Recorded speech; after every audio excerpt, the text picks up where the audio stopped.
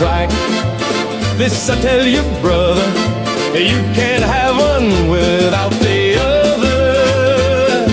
Love and marriage, love and marriage, love and marriage, love and marriage. It's a life you can't get rid of. The local Filipinos hear and they will say is elementary. Try to separate them. It's an illusion. Try, and you will only come to this conclusion.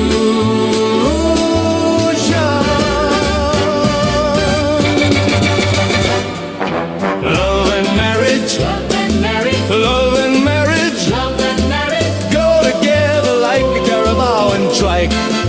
This I tell you, brother, you can't have one without the other. Life isn't easy with Heidi, Heidi. American wife, so uptight, so uptight, so uptight. George tries but sometimes cries, but they love each other. You cannot deny married life like no other. Love and marriage, love and marriage, love and marriage, love and marriage go together like a carabao and trike. This I tell you, brother, you can't have one without the other.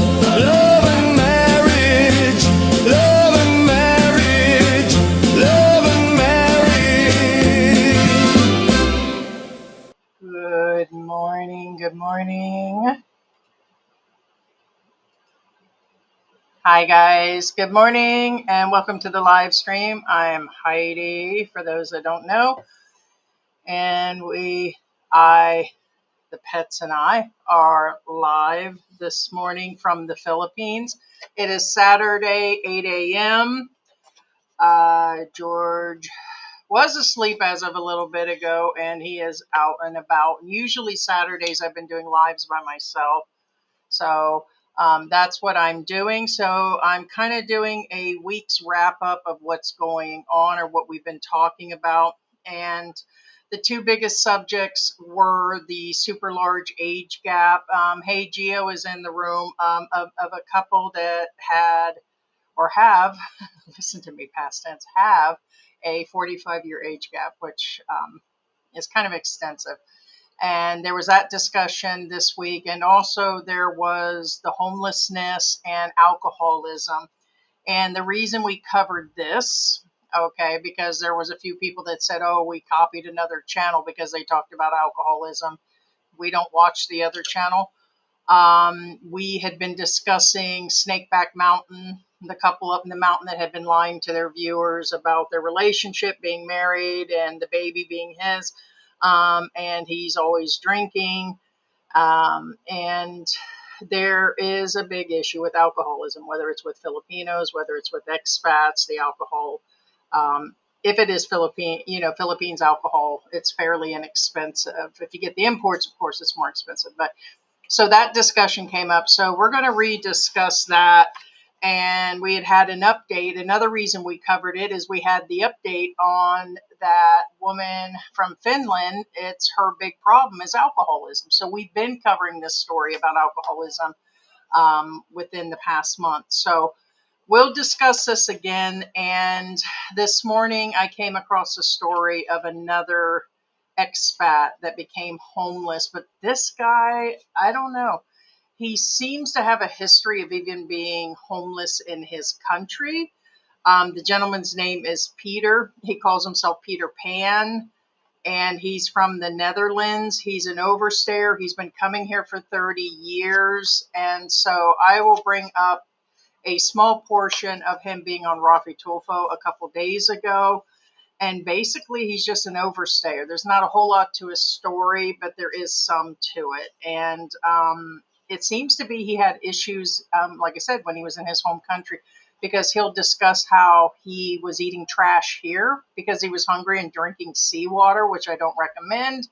But it looks like he went into some debt in his country. So he already had issues when he came here dealing with a restaurant, repaying stuff, and kind of there's a little bit to his story. So I will go into that and I will let the room build. I'll be answering questions, see how this actual live stream goes. Not a whole lot going on. Got the new water bill today. For some people, it would seem like a bargain. To a Filipino, it's like, what the hell happened to my water bill? So for the past, we've been here now officially. I think we're going into our fourth Christmas in this location. Yeah, we're like 100 and something days from Christmas right now. And we've paid anywhere between 280 pesos to about 300 tops. This month it's 417. And I know I don't bathe all the time. For the trolls out there. That's a joke. But the weather's been cooling down, so instead of several showers a day, we've even cut back. We've sent some laundry out because of blankets.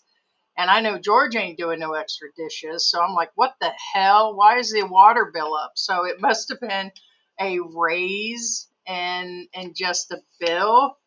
It does show the basic charge is 372, but they added VAT in there for 48 pesos. But it's still up. And I'm like, what the hell? I know George ain't bathing extra. So, but we were discussing with our daughter about her water bill and trash bill, and our sons, we were discussing. And yeah, it's quite expensive when you have it in the United States and Florida. So I'll take that because that's about a $10 water bill versus 40 or 50 for just a water bill per month in the United States. So, and I guess that's about it. Got my good old jug of coffee here.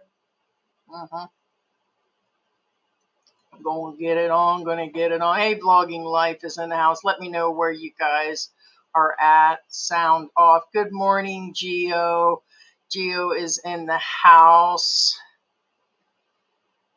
Still waiting on those special mugs, that's for sure. We got one set that we had made because it's been a while since we've had any mugs made.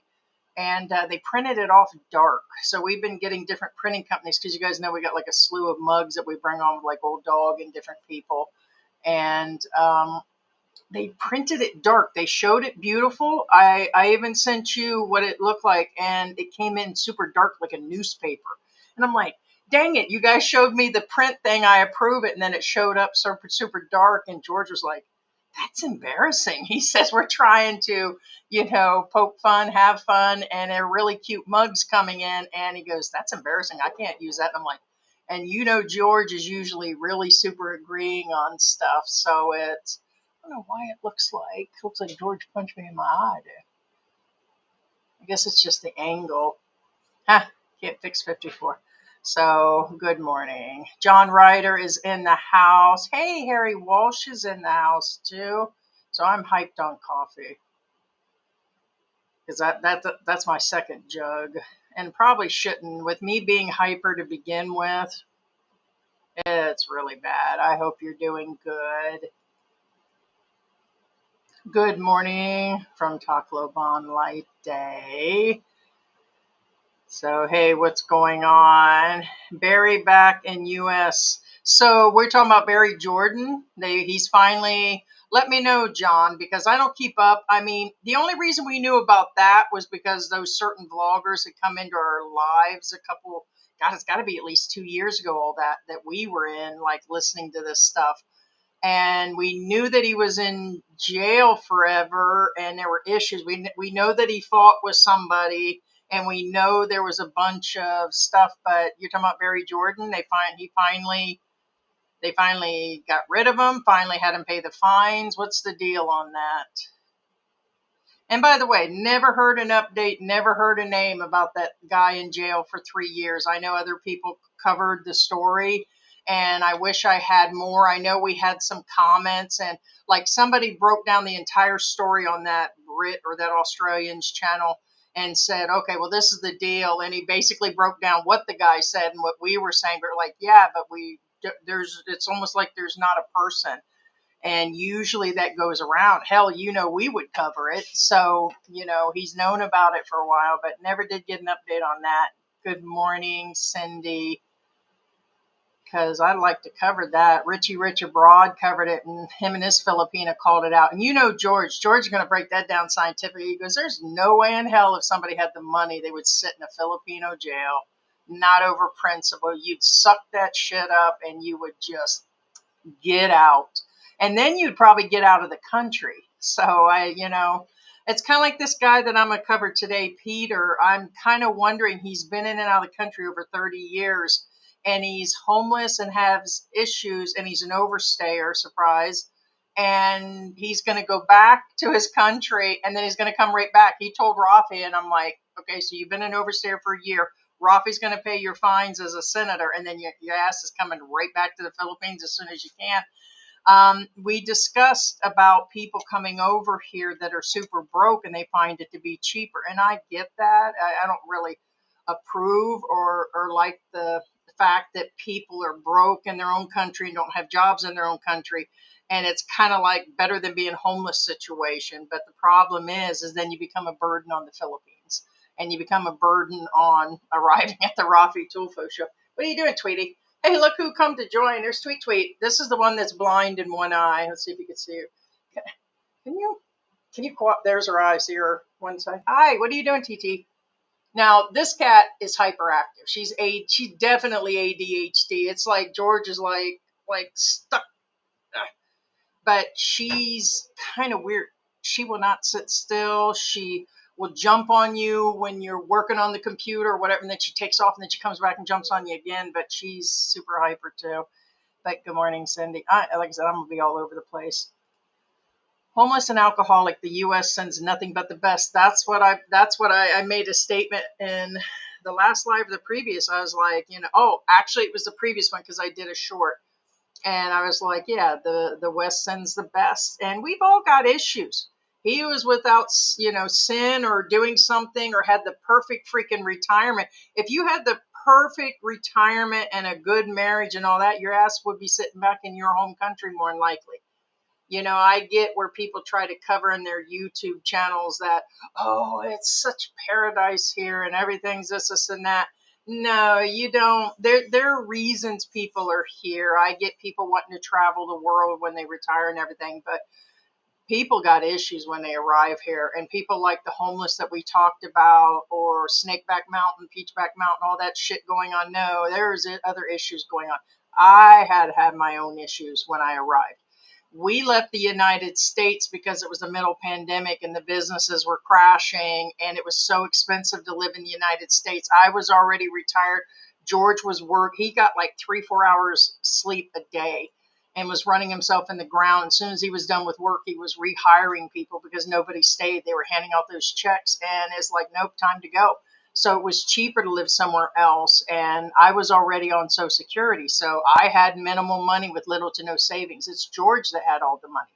And so we took our savings and that was it. So have my own medical issues and, there's always something going on. But when you got guys this guy was already eating trash when he actually arrived, making payments on a business that failed.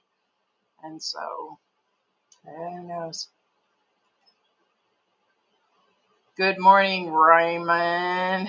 Antique fans. Yes, guys, if you're not subscribed, be sure to subscribe for sure. I started early and didn't even think I'd do a live today, but I was telling George I couldn't get him up at first, and then there's a couple things on his list. He's like, I'm going to head out.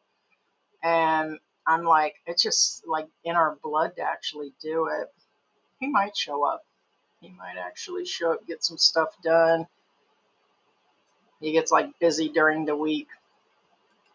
But yes, guys, subscribe, consider membership, consider stickership,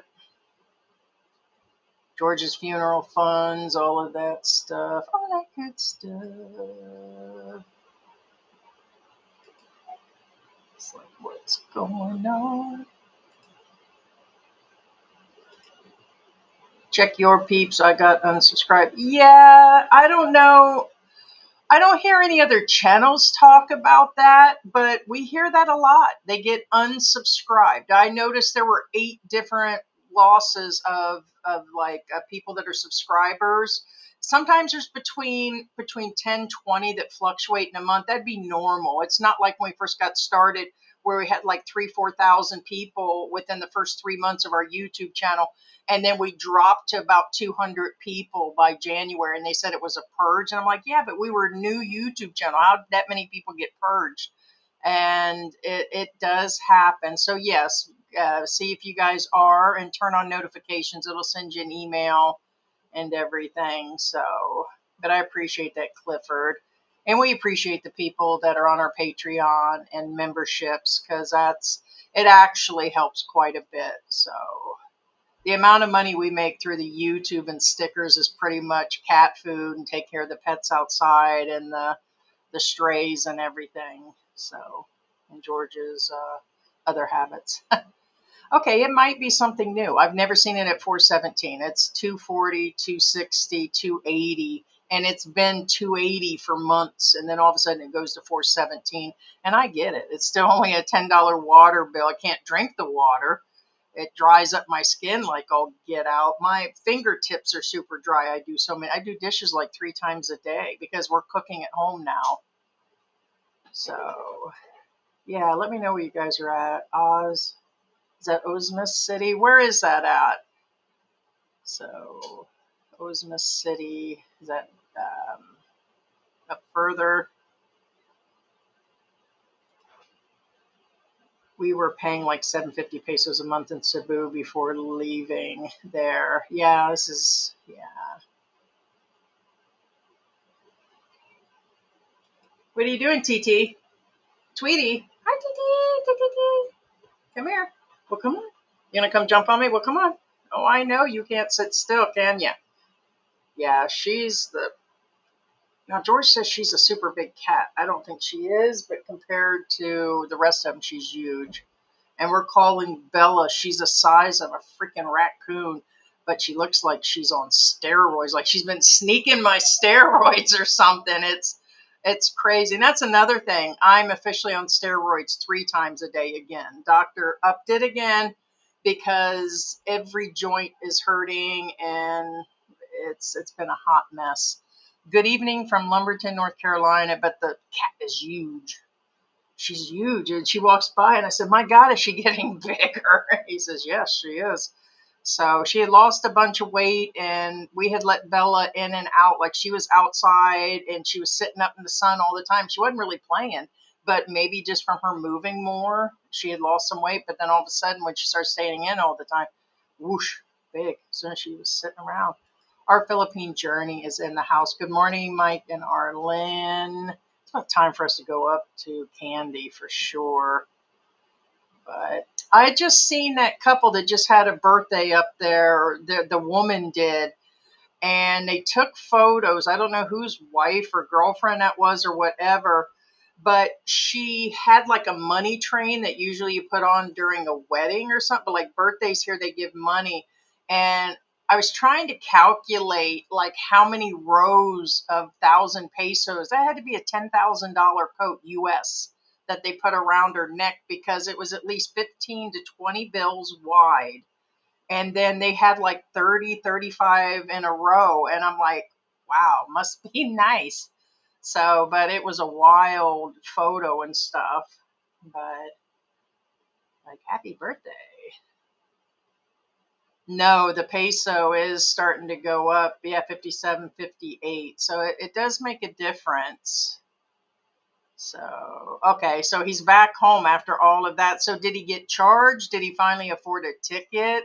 I know he was in there forever, and people were dropping in and seeing him.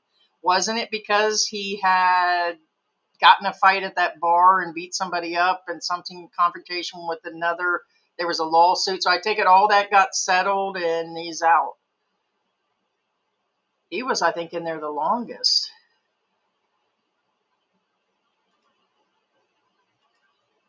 Ah, she is cute. Yeah, they're good cats.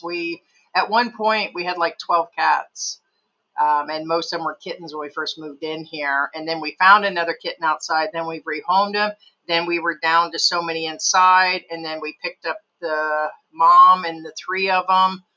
And we kept them inside forever. Now they're about 6 months old. The boys got fixed. Mom got fixed. Now we're down to the little girl. And the boys are in and out. So they're still with us. But we don't try to stop them when they go out, but at least they're fixed, thank God. So she doesn't like she won't go anywhere near the door, and she hisses at her brothers when they come in. So, but it could be she's getting another month. We should be able to fix her. It's August already. We want to fix her this month, but all the cats are fixed except for her. But life was not good in the Philippines for me. I'm so happy to be back in the U.S. I'm kind of borderline. I told George, I discussed this in the last live, and I tried to get him to answer. If the prices went up here any higher, I'd be like, I don't know. I mean, I'm happy with some things here, and then other things bother me. The weather, the humidity, the rainy season, the bad things like the typhoons and the flooding. We're not affected, but if we lived anywhere else, I'm sure we would be. And so it cost us, it's at least double than it was Mexico. I thought we would be paying cheaper than Mexico when we arrived, and it's not so. We were paying 100 for rent there. We're paying 200 here, and in Mexico it was better, like as far as the infrastructure but I don't know if all of a sudden everything shot up double. I would not consider. I would, But the only thing that's different that also makes it worth it is George's family's here. So he's getting to be with his granddaughter and his daughter, and he's getting to rehook up with family and his uncle. And so I guess that kind of outweighs, costs. So,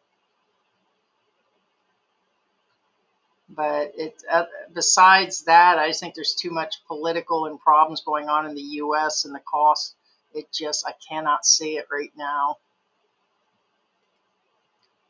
I'm satisfied spending half the year in the States, half in the Philippines, so I will slowly move myself into full retirement at 55 years. Love to go back both places, have its perks. No, that is true. That is true. Oh, okay, Northern Mindanao. Okay, Bobby said that's where he is. Oh, okay. Jersey.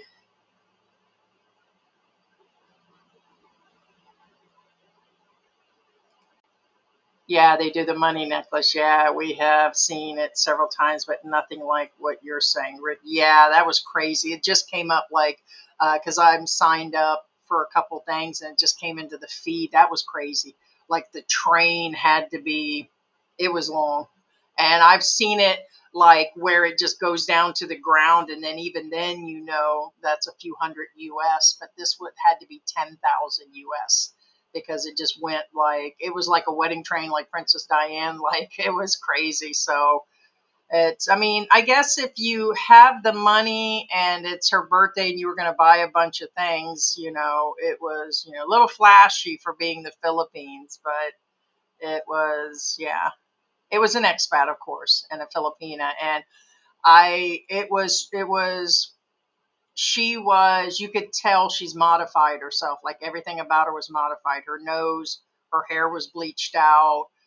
She's had face modifications. So it's almost, I don't get why I don't know if it's the guys as much as the Filipinas, but I think the women do it for the guys but she was totally modified, and you could tell she was probably beautiful before, but when they modify their nose and they're bleaching their skin and everything else, but she looked like a Westerner, but I know she's not. So, but she's had a lot of modifications on top of that.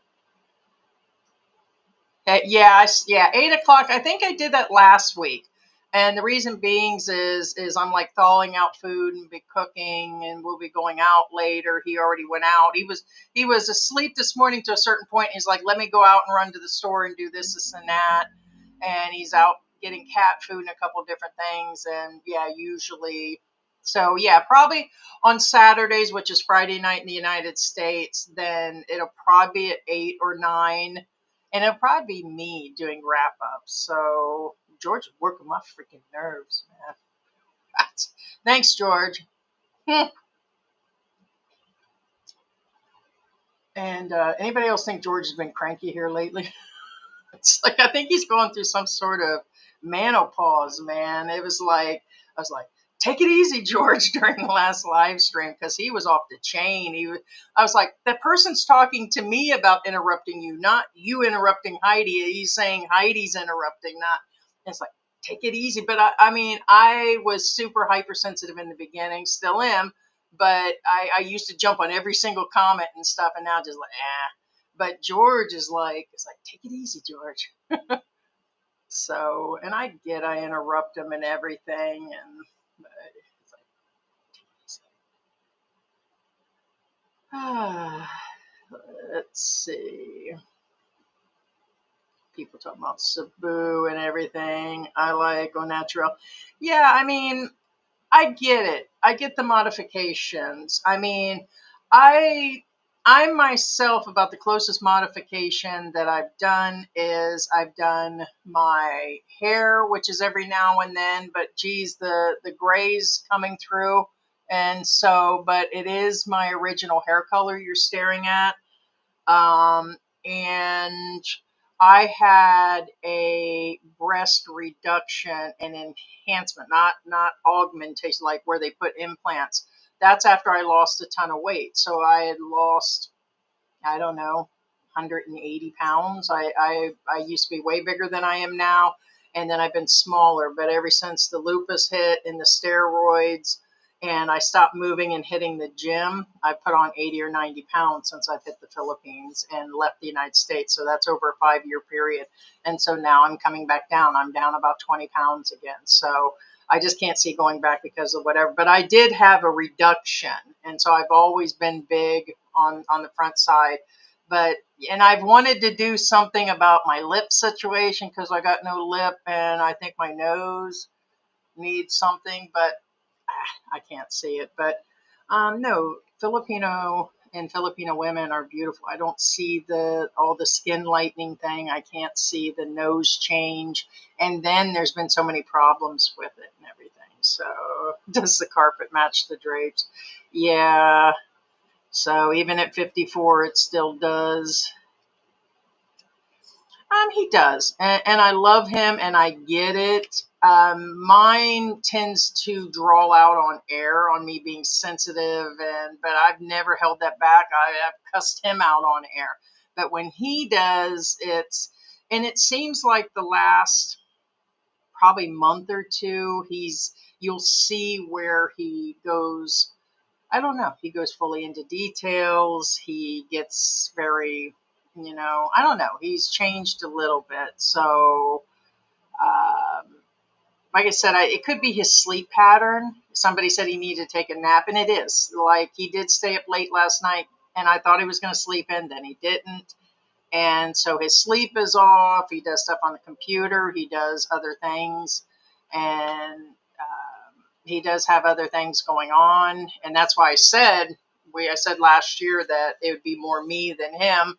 And then he gets stubborn. It's like, well, I'm up. I'll do the live. And I'm like, oh, dang. So I'm just kidding. But it's just where it's been. So I think it's a sleep thing for him right now. Could be. But I think there's something going on. Yeah, I had a plan, buy everything. I want to pay it off, have zero bill retirement weight, even have the biggest piggery in our province. So for me, it'd be amazing for the most part, but I do go home. Yeah. Ah, okay, so you do. I mean, how's that actually going? I know a bunch of expats have it. Somebody I've been wanting to cover, and I looked into it today. I said, no, I'm going to wrap up the week and everything, and then I'm going to show you this Rafi guy here real quick. But I wanted to cover, I can't think of his name. Cindy, I believe you sent that. Who sent that? There's another guy. He's the one, the expat that goes between America and here. He's got the stepkids. The stepson got beat up really bad, and his family, his and her family, and now he's back to bitching about her again. He said he wouldn't go back to her. So this has been like a full war with this Filipina, a full war with the family and money. And I think he said he had a piggery. and he said it wasn't making no money. But I was like, there's so many different things to cover about this guy. Don't do this, don't do that. But it's draining. I thought I was draining. I thought other channels were draining. No, I would have to probably sit around for days and watch this shit. It's like the Jerry Springer YouTube of the Philippines. This guy's got so much shit going on. And I know people have been wanting me to cover that pro-life traveler. He's another creep that creeps on girls, and I'm like, I can't see it, because it's like, believe it or not, we're not the law, and he's making it appear like that. I'm not going to sit around and play detective and determine if he is. And the guy is just creepy. I mean, he's got a wife and a baby, and the guy's just a creep. And anyway, so they're both Jim's Asian Adventure. That's him. That guy's, oh, whoa. I mean, he was talking in his last video about therapy. He goes into everything, and I'm like, it's a long, drug out process. And I know there's a lot going on. I know he was in a court hearing. I know they're his stepkids. I know they almost broke up. It's just a lot going on. So, yeah. So I probably will if there's nothing else going on. It just, it's kind of a wild adventure that he's going on, but it's kind of like sitting through. It's like sitting through Peachback Mountain, and that couple is like, there was so much going on in all their videos, and it just hard to follow through. The Philippines is getting very expensive to live, and it's not a great deal. No, I don't feel it is. I've been here at 5 years, and it just seems like it's getting more and more expensive. So the biggest part is the pets, the pet supplies, the grocery supply, and we don't eat junk food.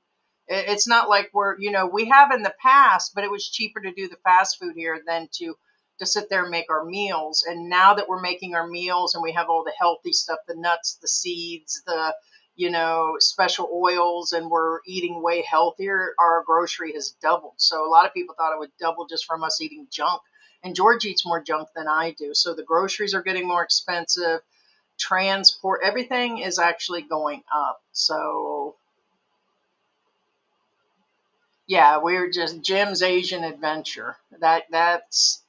There was some deal where he got in a fight. The family either wanted to borrow money. I don't have the full story, but somewhere along the lines of, they were at his gate. She went out there. They had weapons, and there was some sort of fight and something with the neighbors. Like I said, I have to watch it. This is just a roundabout. The kid got injured. The stepson got injured, and then they wanted to sue him, and it was through the wrong guy. Him and his wife are always fighting. He's always dogging her. He's always going on about, it's just, there's a lot going on. There's a lot to process, and he's in and out of the country. I don't know if he's back in America. So I know he's back in America. He's back in the Philippines. I'm with her. I don't want to be with her. There's a lot going on. So, okay. I know he had opened a store. So that's what I mean. So let me get the story and maybe see about Tuesday or at least Thursday's live. So, see what's really going on.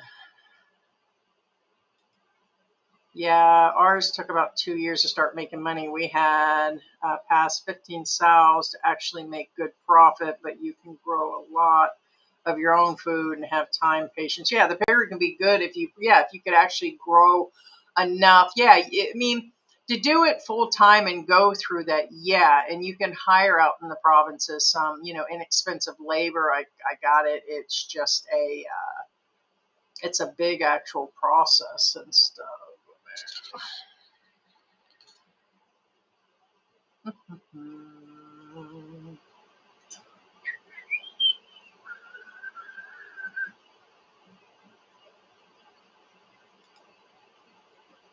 Jim's Asian Adventure built his wife and 4 stepchildren a house, and they turned it into a piggery.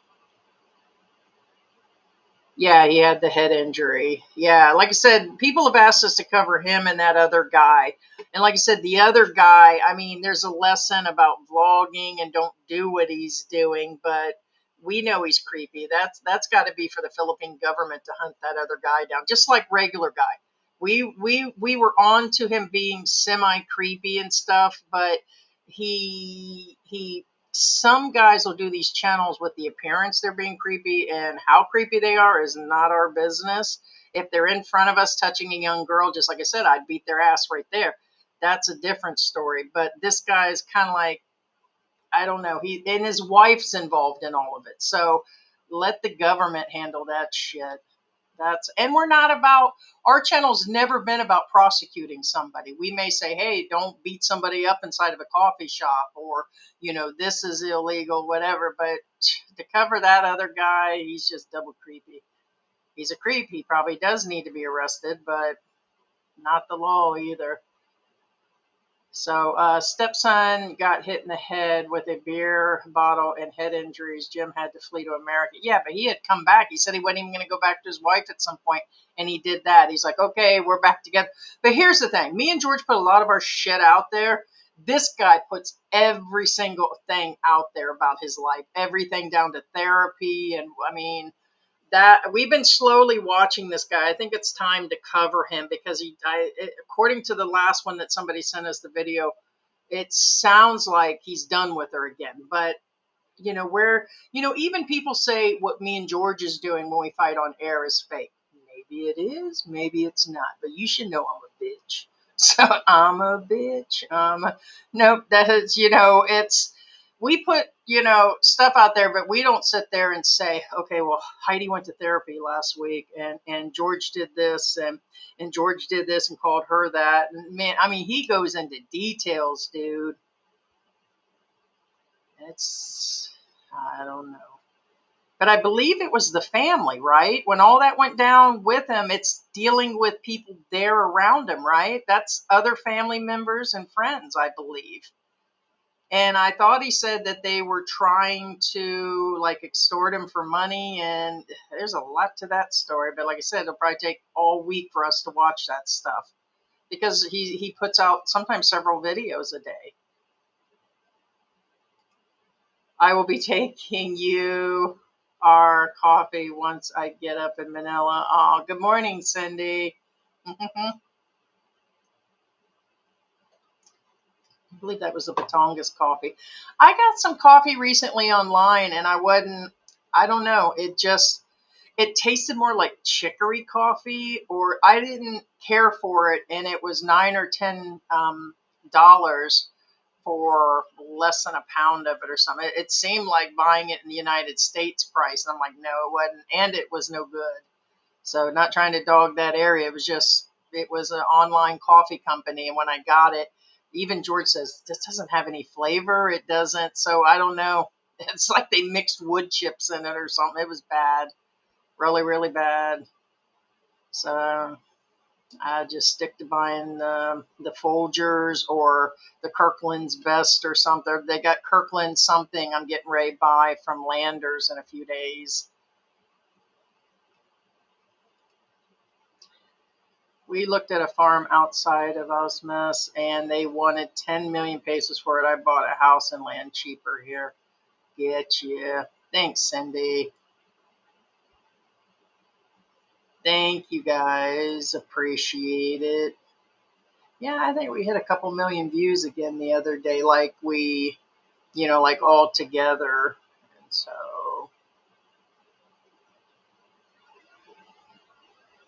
yeah, I came on an hour early, threw everybody off, but I figured most people are watching from the US, and then it's people that are already up here retired in the Philippines, and then the trolls want to watch, and they're up early. They've been up since the crack of dawn to see what Antics is doing. So, all right, well, let me do this and let you guys comment and talk amongst yourself and everything. Take a guess whether George is falling down the stairs and sleeping under the stairs and what's going on. And be sure to comment. Hey, Mary, do you want to say hi? Come here, Mary Berry. Like we call all the pets like bear, like a polar bear. We call her Mary Berry. Hi, say hi, Mary. It's time for your haircut. We can always tell it's almost been a month. You want to say hi? I say hi. Hi. She's more relaxed now. Oh, you being cute? You being cute? By the way, like I said, she can clear the bed. She clears the couch, is how far she can jump. And the bed's not, it's got to be 12, 14 inches or more. Beds are short here in the Philippines, the bed frame is, but she can still clear it. Let's say hi. Looks like you're smiling. Aw, what's wrong? Mommy's Christmas present. That's why I call her Mary. Merry. Mary. Mary, hi. Want to come down here? You gonna fall asleep? She snuggles with the kittens and everything else. All right, so let's get this Rafi thing up here. Hello. Now, when I first seen this, I'll put it side by side. When I first seen this, I thought they put a filter on his eyes. See how it looks like they put like a TikTok filter on him? Um, this week we had discussed alcoholics and people being homeless. There are vloggers that drink up a storm. There are regular expats that come here in Angel City. They come up here and just hang out for a couple weeks or live here permanently drinking. Filipino beer and alcohol can be really inexpensive. And then you have the homeless. And this week we did an update on the woman from Finland, and there was another Finland person and they were homeless. So there's quite a few people from that block of the world that are becoming homeless when they come here to the Philippines. And the female that we were talking about, we were discussing that some foreigner, they said some white older foreigner and his Filipina came by and picked her up off the street and she got in a van and left. And I'm like, oh, hell nah. I said to how pass. Okay, but they did, and nobody knows where she's been since. Okay, but she likes drinking, and her boyfriend that used to be her boyfriend years ago discussed how she was used to have a good job. She had lived with him. All she had to do was help around the house, and she was drinking all the time, and the family didn't like that. I guess he was getting a monthly stipend from his family, and they were going to cut him off based on that. So I guess that was it on the relationship. So she did date a Filipino for a few years or something, but all she did was drink. So the woman's been homeless in Manila area, and now somebody picked her up, put her in a van, and she's gone. And they were guessing that she'll be back because who's going to deal with her not doing anything or not being able to help her?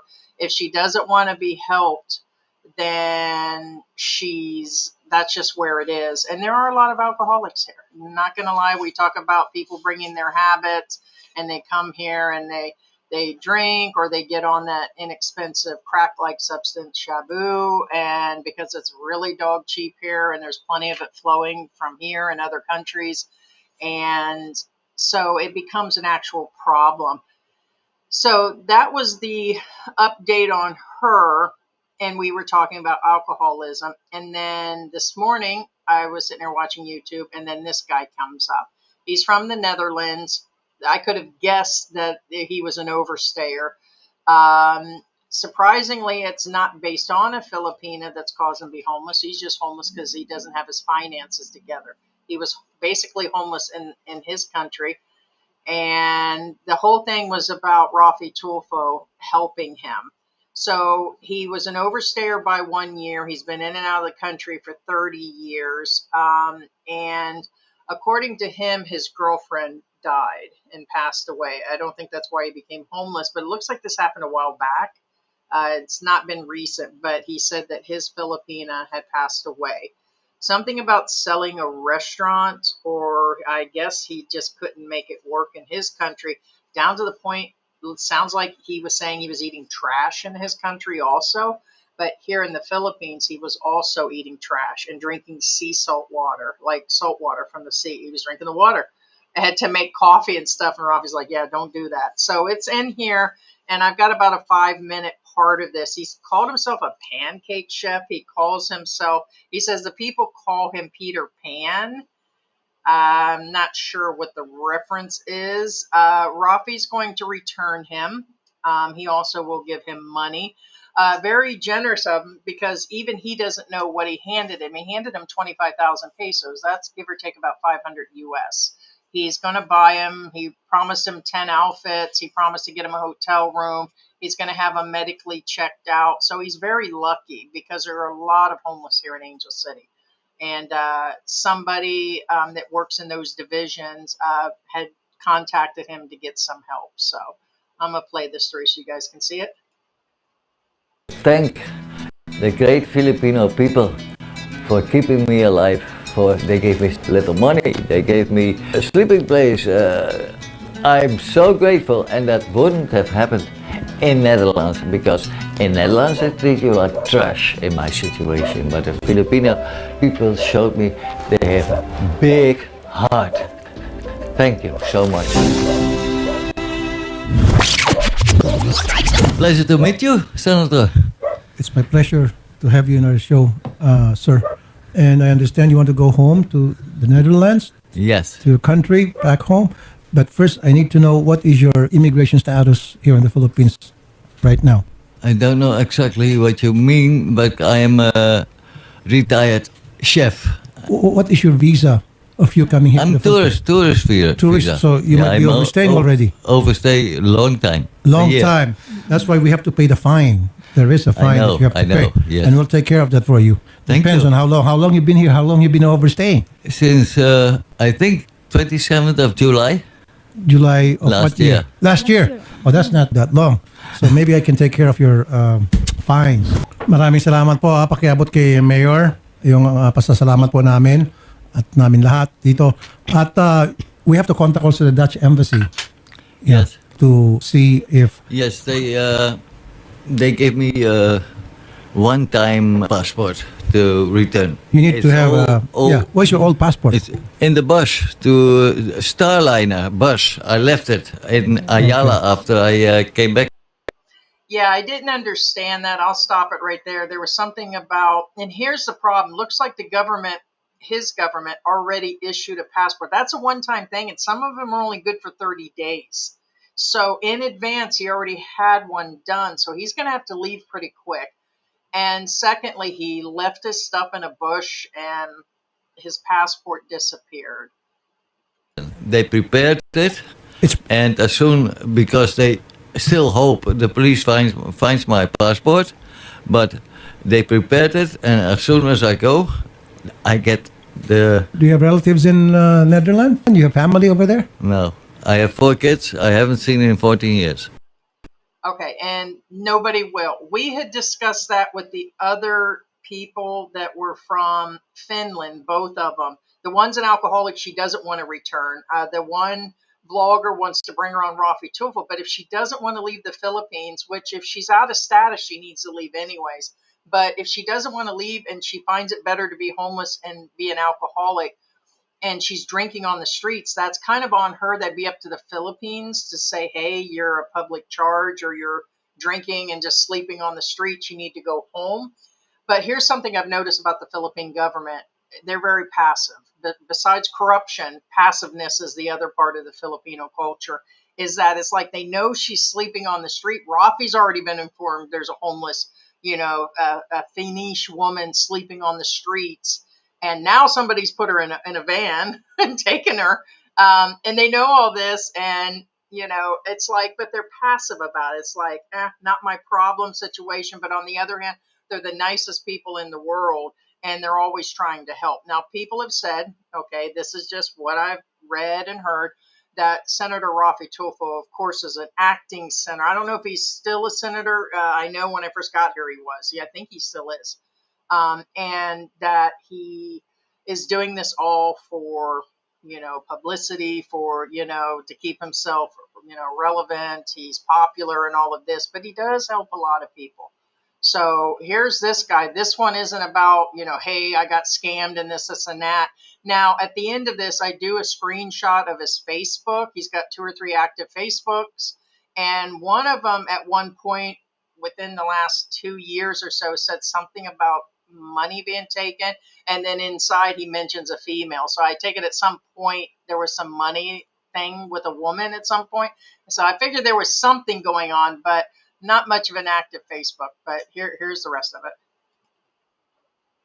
Okay, so you came here last year as a tourist, and then you overstayed, and then you looked for a job and work as a chef. I come in Darwin already 23 years. How long have you been staying here in the Philippines? Have you been staying here? 23 years. I come in November to Philippines. November in what year? What year was that? 2002, the first time. So, sir, this is what's going to happen. I'm going to talk to the immigration people. My office will deal with the immigration people and pay the fines, you. regardless of how much would that be. And then I'll take care of your plane fare going back to Netherlands, and I'll give you some pocket money allowance. Oh, that would be great. And then we'll contact, of course, the Dutch embassy will contact your relatives so that when you arrive in the Netherlands, someone will pick you up at the airport. The barangay police tried to help me also, and they contacted my son. My son said, my eldest son, Sebastian said, don't bother me with him. Surprise, this isn't the first time I've heard this over and over again. Most of the time, when the guys leave their country, they have some sort of confrontation or problem with the kids, or they're not getting along with their kids. It usually had not even stopped since they were inside the country. They just don't have a relationship with their adult children. And if anything else, it was kind of like, I haven't denied this before. I had a relationship with my kids and family when I left or while I was in the country. The moment I had left, some people had some problems with me. Okay. So, and it does happen to the other expats, especially if they marry a much younger woman or they have a better life over here. Like Calvin was saying, people are going to hate. The other vloggers are going to hate. The other people are going to hate because you're trying to improve your life, or things got better for you or cheaper. There's always going to be somebody that wants to hate. But this guy had not talked to his kids for like 14 years. So he said that they're not going to pick him up. And that's pretty much how it is. There was a couple of British expats that left here and their family. They had to, arrange everything when they went back. So. Anymore? No. So when you 14 years. What's going to happen when you get to the Netherlands? You have a place to stay over there? I go to the doctor, I get my teeth done, I get my everything done, and I return to Philippines. Okay, but before we let you go, we're going to have you checked up medically to see what's your medical status. Yes. How healthy are you? I lost 20 kilos. Okay. So we're going to bring you to a doctor. I gained, I hope, last time my weight, it was 40. I'm going to let you know right now, I seen his Facebook. He was still a damn bone back there. So the man was always super skinny. And it's like, oh, I've lost a bunch of weight. Yeah, you've been living on the street eating trash. I mean, how much weight are you going to gain at that point, So the man was already super skinny, and then he lost a bunch more weight. Yeah, you've been eating trash. And yes, the Filipina Pete, I would agree on the situation of the deportation. There are so many of the expats that are homeless and all that. And I know at some point they try to help them. It's good to see that, but they also just let them out there. Like George said, we know the cops know, and the Braun guys know that there's all these homeless guys in Angel City and Mabalacat City area. And they still, I feel they feel because their rate of pay isn't high enough, or they're super busy, or there's enough going on with the Filipino people that they got to babysit the foreigners that are here that go broke right away, or they get scammed by the Filipinas, or this and that. But you would think they would actually just send them home no matter what. And people seem to think that the embassies are going to take care of them, or the Philippine government will just give them a ticket to get them out of like the deportation, immigration cells they keep them in, all that. And it's not really true. They'll just leave you sitting there until you get the money. So 4 kilos? Yeah, my normal weight is 68. 68? Yeah. At least you gain some weight. Right. Yeah. That's good. So again, like I said, we'll have you checked, refer you to a doctor, and see if there's something that you need to be, maybe treat you for something. Is it diabetes, or I hope you don't have any illness in you, so that will be very fast and easy for you to go I had home. a checkup before I came. I'm as healthy as a fish. I'm strong. That's good. Healthy as a fish. Yes. Okay. Sounds good. okay, there he is on his account. All of them are Filipinas for the most part. There was one young guy, kind of creepy. And there he says he had money stolen. He goes, yes, I got her. So something happened, and he had money that was taken, and then he said he got her.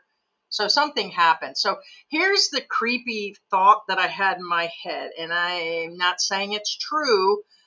Does anybody else have the thought when you see a guy like this, though, that Rafi, and the part I didn't show, go check out Rafi Tulfo. He's just 6 days ago on there. He gave him $500. The guy went on about making pancakes and how he ate trash, and he was eating trash here in the Philippines, that because he's a chef, he knows how to pick out the best food out of the trash. And I'm like, yes, you have a skill, you know? And it's like, but why do I get the creepy feeling that maybe possibly a guy like this came here and took advantage of women or young children or young adults, men, females? You know, these creepy things happen. This guy could be a mass murderer as far as we know. And then here's Rafi helping the guy to get back home. So he said, I'm coming back to the Philippines. Yeah, you were on the Rafi Tulfo show. That makes you a good guy, you know? But I got this weird gut throw up feeling this morning when I looked at this guy. I was like, what if this guy's been here doing all kinds of crap? And here's Senator Rafi Tulfo helping him get back. And he says, I'll be back. And I'm like, oh my God. So it's a good possibility that this is why the family's not talking to him. Did they check his background? Did they look at all of his other immigration? Rafi Tulfo brings these guys in. You would think before you bring them on the show that he would have done a full background of what's going on, if he had a background or any of that stuff like that. So it's kind of, you know, it's, he said 33 years, but I think it's 23 because he said 2002 or something. So he's been in and out of the country on a tourist visa. And they just said less than a year ago that they're going to start making sure that people come in on the proper tourist and not living on a tourist visa here. Vlogging, working. He even said something about getting a job. You're on a tourist visa, but the senator doesn't have a problem with that. So it just kind of, you know, there's so much going on with, you know, the situation of, you know, the tourists coming here. Sorry. Yeah.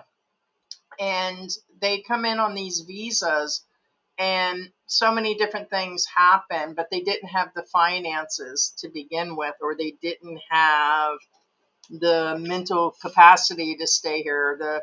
They didn't have the health to stay here. And he wasn't even making it in his country, and then he came over. That's the crazy part. So,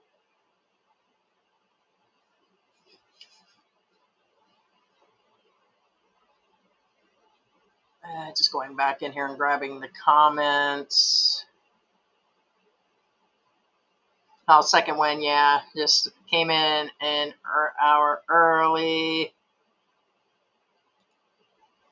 If overstayers for lots of years, they can't manage their money and should not be allowed back in. Yeah, there should be. They've got computers. I could see if this was 30 years ago and they didn't have the ability to look these guys up. But why they're not making notes in their systems, or why they're not like finding some of this stuff, is really kind of crazy. Immigration, bank amount shown, stop abusing Filipinos' kindness. Yeah, and that's another thing. It was like that one guy, he's been here over 12 years, I think closer to 14, that old guy in the wheelchair that we showed this week. And other Filipinos just keep putting him up. Like, they keep putting him up in their houses, they feed him. There was like that one guy that went back in England and he passed away. But people were feeding him and doing things. It just seems to be like a repeat thing, and things are already tough here in the Philippines. So, yeah. If George's life insurance gets raised, then we'll have to worry. Yeah, somebody, I forgot, was it you, Second Wind? It's like we don't hear from George after 4 or 5 live streams and be concerned. But I think he skipped before 2 or 3 in a row, but it's either because he's been sick or working or at the family's house or something, but he always appears. I don't think he's missed more than 2 in a row. I think I've done 2 in a row, or for the week or something. If he's, like when he went out, he had the funeral this year. He went on that thing last year by himself with the family on that vacation out of town. But yeah, besides that, he ain't going to disappear that long. He does a little bit. I get a creepy vibe. Anybody else get a creepy vibe? Yeah. Anybody else? They're supposed to. Before these guys come over to the Philippines, the family in the U.S. should take control of their finances. Power of attorney to stop destroying their lives. I don't know. Yeah, he wasn't talking to him before. So, but I still think, like most countries, there should be the minimal amount to enter. And if they're just going to issue the tourist visa, then they should do it 3 times in a row and reject it. All the other countries have cracked down on stuff like this, Thailand, all the others, but the Philippines, I think it's another passive thing. They really do, because this is the country where these guys are getting in and doing damage all the way around.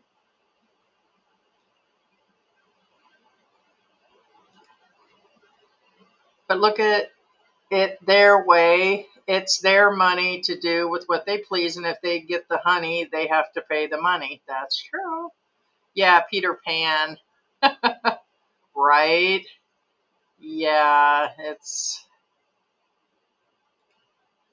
all he needs is the plane ticket back to his country, pretty much. But like I said, remember, there are rules to the United States. A lot of them are all the same, that they're basically getting a loan and they've got to show all these different things, and a lot of them can't. So 5-year ban incoming.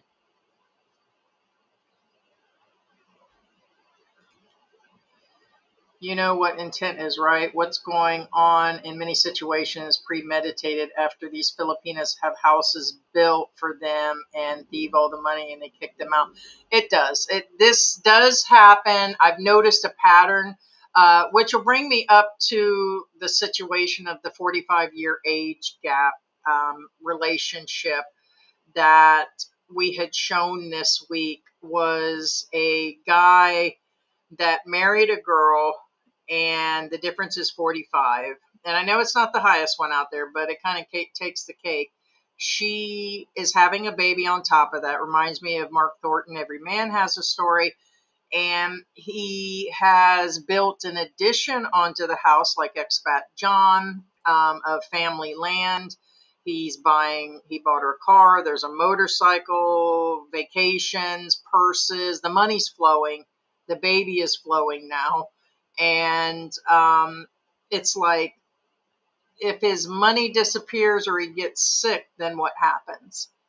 And she's young. George got off the air and he's like, she's going to have an affair on the side. He's almost sure of it later. And he says she's way too young. So they're going by saying something on the loudspeaker. On the side note, I know they said it's a registration. It looks like there's going to be barangay elections up and coming. That'll be interesting. But anyways, it's a large age gap. And yes, when it's they get the house built and then they're fighting all the time. Now remember, these expats aren't innocent. I know me as an expat, I'm difficult as a foreigner, and all the other ones can be. We have our own set habits. There's drinking, there's smoking. These guys, once they get a taste for the Filipinas and they realize how easy it is and their wallet pays for things, they're out getting other Filipinas, and they're cheating on their Filipinas. They throw them out. The check, it bounces, like it doesn't transfer because the other bank got closed and there's no incoming money for a while. The Filipino will deal. And one day they snap. You lose your house, you lose your kids, you lose everything that goes along with it. So with this age gap that we just seen recently on Geo in the Philippines, and he did that interview, and I said, let me guess how this starts. And I'm watching it. I said, I bet before we even start watching Geo's video that they met online and that he's already building something for her and that they're YouTubers. And George goes, come on. And then sure enough, it was all the above. And so we did up the song and then covered it. It just didn't take a whole lot. So, hey, what's going on, Sperlin? We could try. I bet you don't. I bet you if me and George something happened, I bet you wouldn't help me. And then me and George got in that argument at one time. I said, I bet that if I showed up at the airport or was outside, I said, I bet you people would help me. And George started to argue with me on it or something, or how long would it take for people to help me if I would just stand out on the street. And I forgot. I think he actually said they wouldn't or something, that I'm just another expat or something. I said, I bet they probably would because they would see me as a grandmother age, you know. And I said they probably would, and we got into it. But I just couldn't imagine. I just couldn't imagine.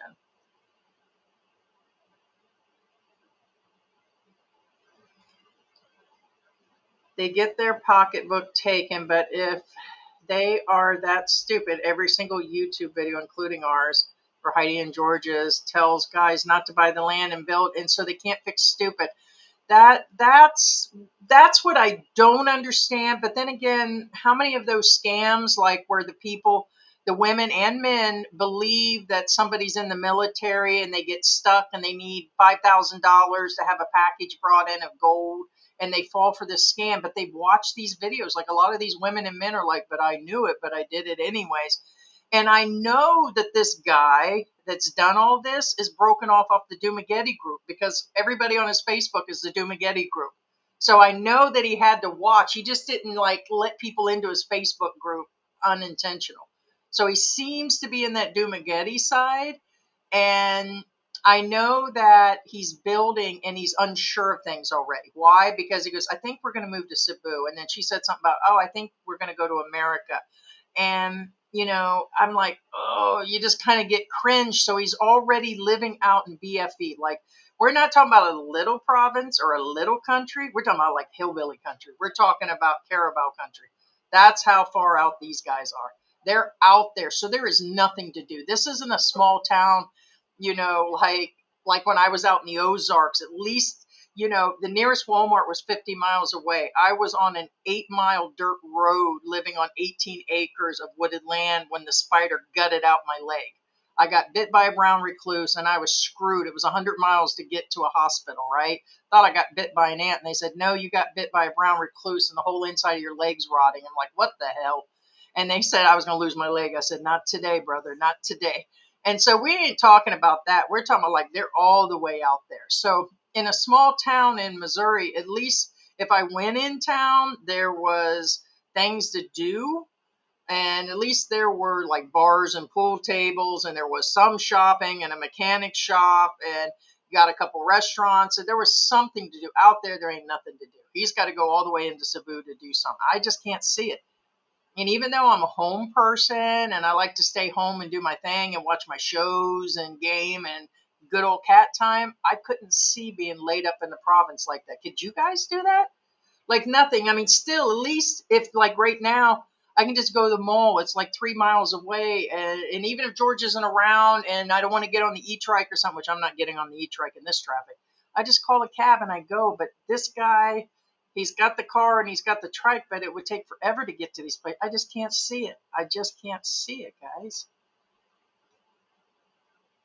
In a 45-year age gap, he's old enough to be George's dad.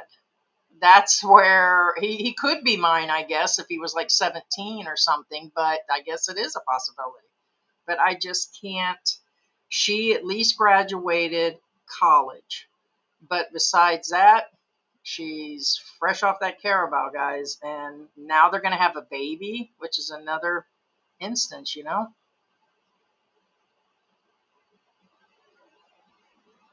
Wonder if, oh, you already said that.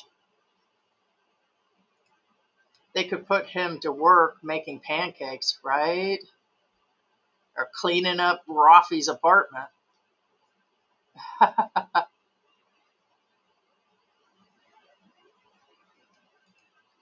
Probably at some point, it's just at some point it's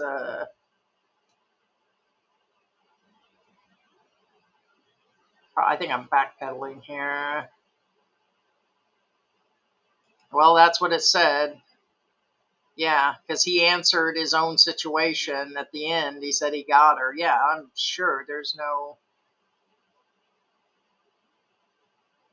Yeah, he tends to be nice. He tries to help people, but it makes you wonder how much of it is for television. Like we were discussing that the one guy got ripped off by three sisters. We didn't cover the story. We still have it recorded. We might. There was a guy that was from Europe. I think he was from the UK.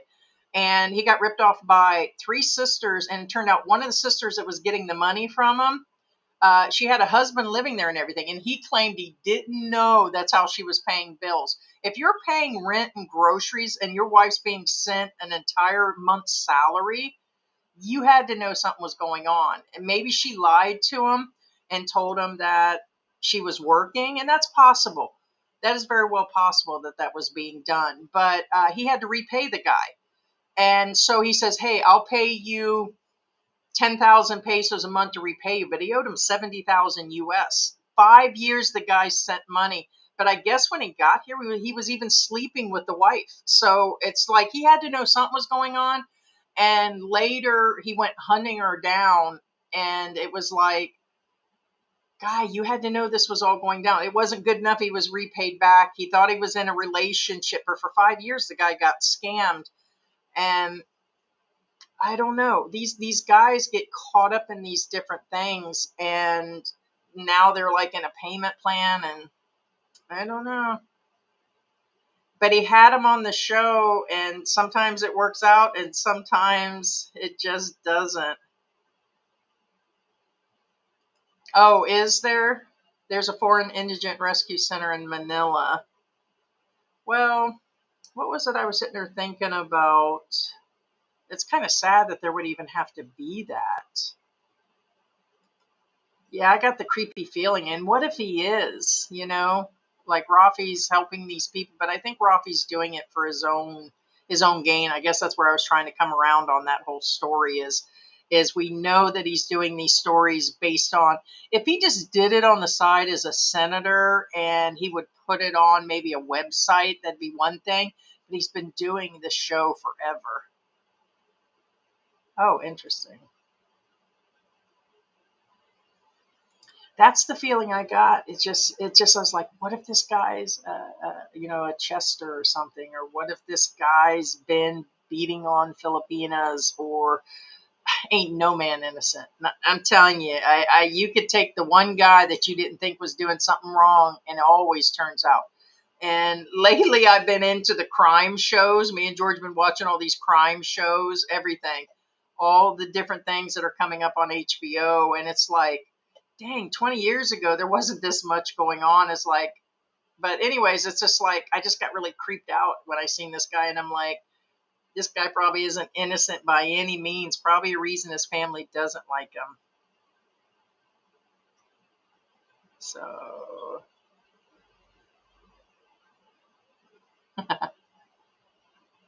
yeah, it's kind of, yeah, I mean, that's another thing. They tend to know they're getting out of it. So, but he was eating trash in his own country. So, I mean, things happen. I mean, if you can't afford to live in the Philippines, then yes, they shouldn't. But things happen. I know that they could invest all their money, their check stops because they didn't update the bank. There's YouTube now. You guys should be able to know that you should have multiple ways to get to your money. And you might even be lucky enough to have other expat friends that could help you out 1 or 2 months.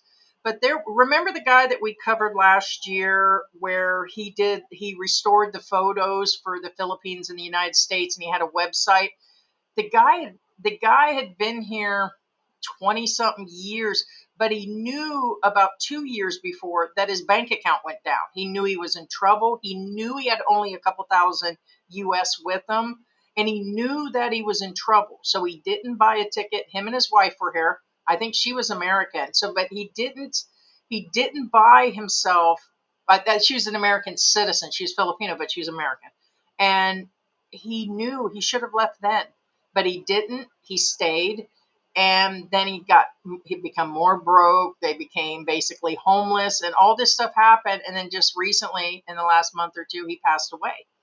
And it was like he seen it coming. He didn't. And he even had people helping. They even had Filipinos that were gathering money for him. And he had medical issues, and she had medical issues, and they needed the care. And it just became an entire very sad situation. It could happen, but Like this guy had all the opportunities gathered and he still didn't return. He still didn't find a way, and his bank got cut off.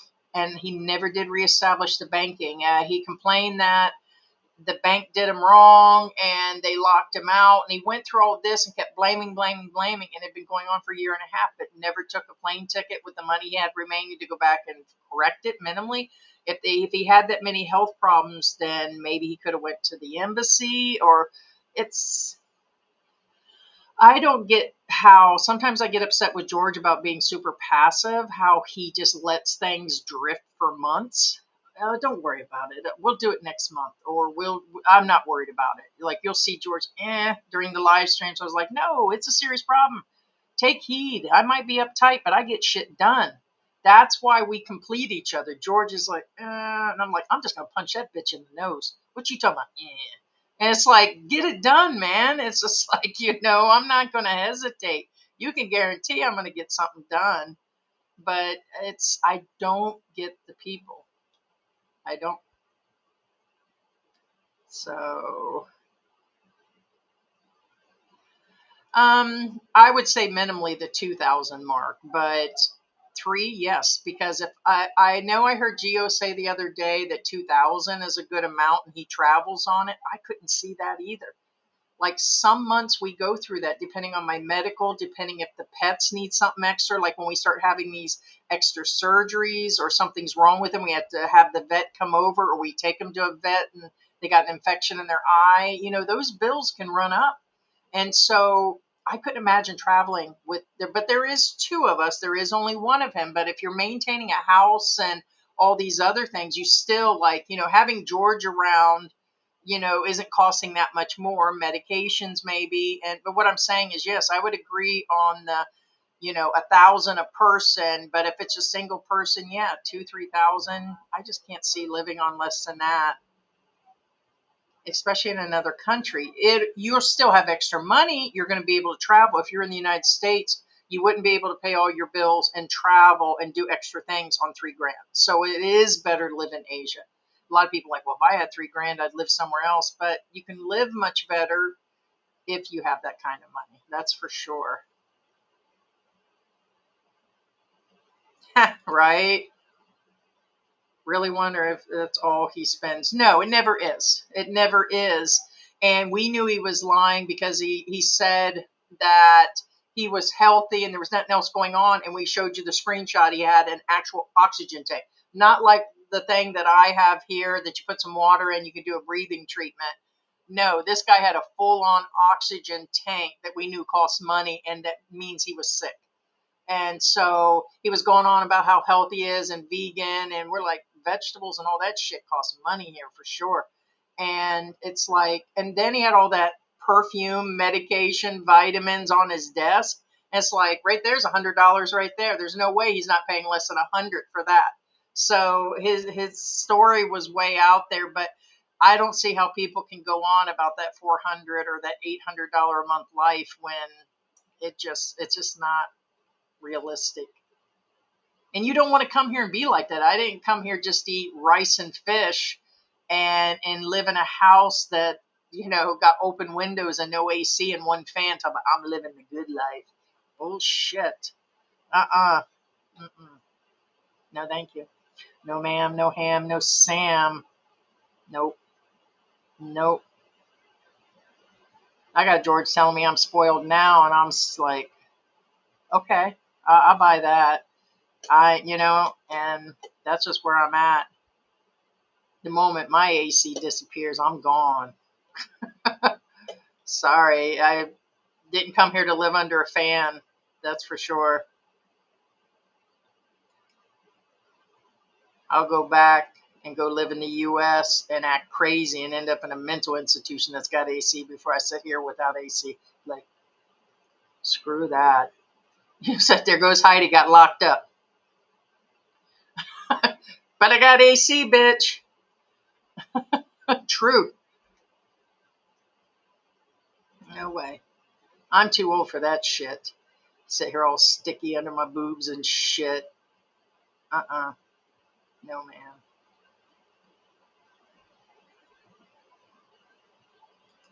He's going out in a bang. Hey, Filipina P is in the house. What's going on? Try to be. You need to go sit down, second win. And yes, we did see your chess set. That's for sure. We like to see your chest the next time. Tumageddon Mafia. Mm. Speaking of which, he'll even quit claimed our California house to her.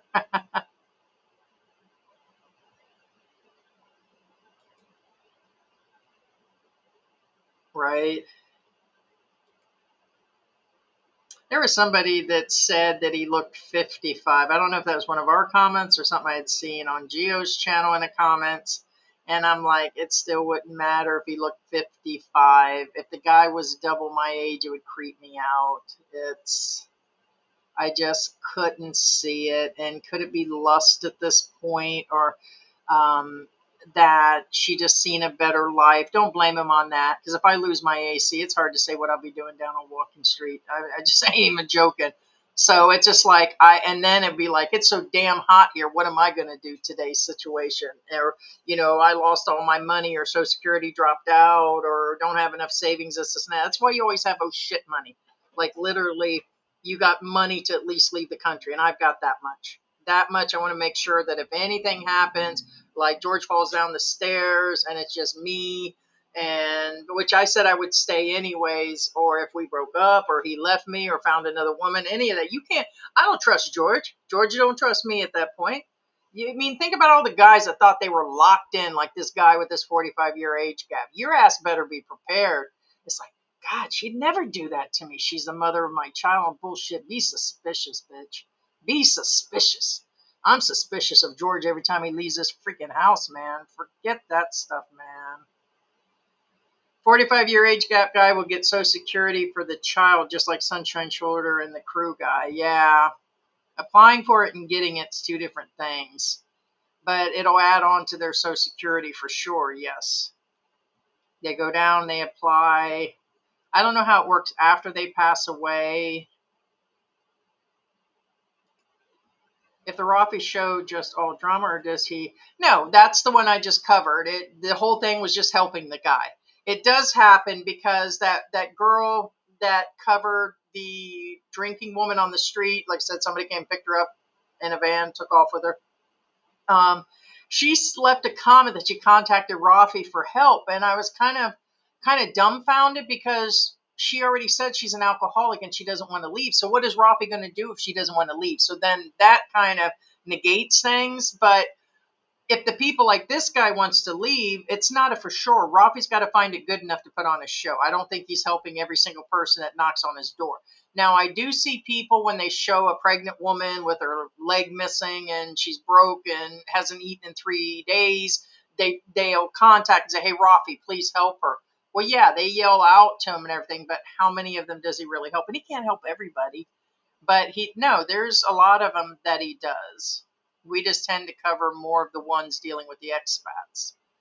So when there's something going on. I didn't until then. I just think it's wild how he's a senator. And I think he probably will. No, yeah. Probably does need to be more.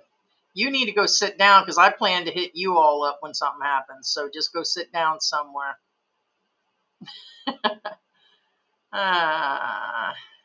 You can stay in the doghouse with George, because I'm gonna come live with y'all.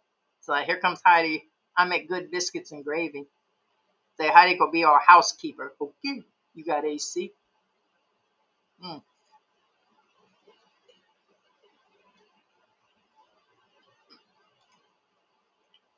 A visitor visa should be just that, a visit and go home. You ask these visitors, they'll even say, yeah, that's what blows my mind, is he admits he's been here on that like for 23 years, and the senator should know that's not what it's used for. And recently they said, we're going to start enforcing, this was like last year, we're going to enforce these visitor visas. They either need to be on an SRV, they need to get, but here they are being passive. And when they're there at the airport, it's not my problem situation. So they renew them. They go out of town for a 24-hour period, 48 hours. They come right back in, and they just stay. And it's on file that they've been doing it for years, but nobody. But I mean, who knows? And then they end up homeless, or something happens, or with no money, or I can't see living that far out in the province yet, isolated away from everyone. Yeah, and then it's under the guise of the family, like the family's always there. And I think that's how some of the manipulation, or I need money, or the magic starts happening with the expat, because I am a people pleaser, believe it or not. If people start asking me, I'm going to want to help as much as possible. And then I'll just get frustrated. My anxiety will kick in and be like, hey, stop asking me for money. And then that's when shit goes bad. And then they turn on the expat in the end. I know they help until they're like broken by the family. And so you get him isolated out there, and that's what I feel. He's been building this house, he's been buying things, he's bored. I mean, think about it. He probably bought it anyways, but just put the whole picture together, and it's just where it is. 5 years, just about 5 years. So came during the pandemic. Me and George, we came in from Mexico, and we stayed there waiting for the country to reopen, because we had decided that during the pandemic in the U.S., they were really telling people to start to stay at home, and the mask came in heavy, and we're like, listen, we've got so much money in the bank, and we're like, let's take that. And it wasn't a lot of money. I think we were under 80,000 US, and we were like, we can rebuild. Let's ship our stuff. Let's go with the money you're currently making online. And then I'm already getting a check. I said, let's go to Mexico, because we were spending 5-6 grand a month. We were traveling, eating out, groceries, all the things, the expenses. I mean, our phone bills were over $200 a month just for the cell phones. And so the insurance was several hundred a month. We were really overspending in the US. And I'm like, why don't we stop all of that and then go to Mexico? Because it was the closest we can drive in with one of the vehicles. We sold everything and went. We came in. We were locked down in separate rooms. We paid, I don't know, 1,500 for a 10-day stay in separate rooms, and the rooms were like Sogo Hotel. Like, it was little. It wasn't even a Days Inn in the United States look. It was a small, crappy room. There was only so many of them available that you could go into, and they made us stay in separate rooms. While we were in lockdown during the 10-day stay, they then announced on the news, okay, families can start to stay together.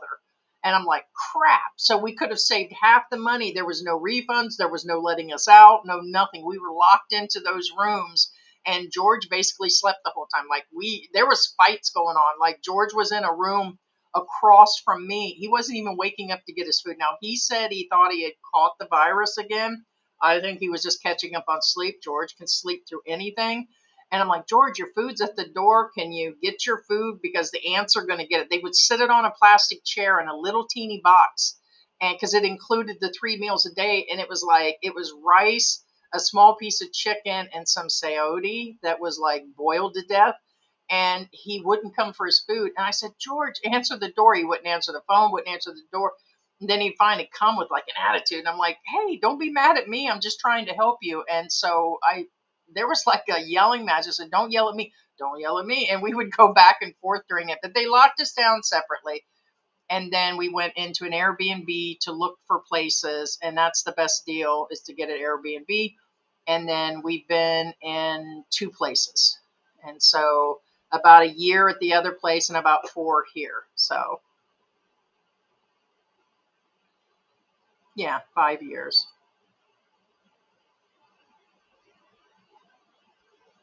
Gotcha. That is true. You'll never know what the expats will say. That is for sure. But you can't get away from the chickens in videoke. I'd probably even say that some condos, depending on how high they are, you could still hear the stuff. So that's for sure. Maybe the reason why these expats don't return to the West after it goes wrong in the Philippines because they don't want to return as failures. Yeah, and endure the ridicule that will follow. That is true.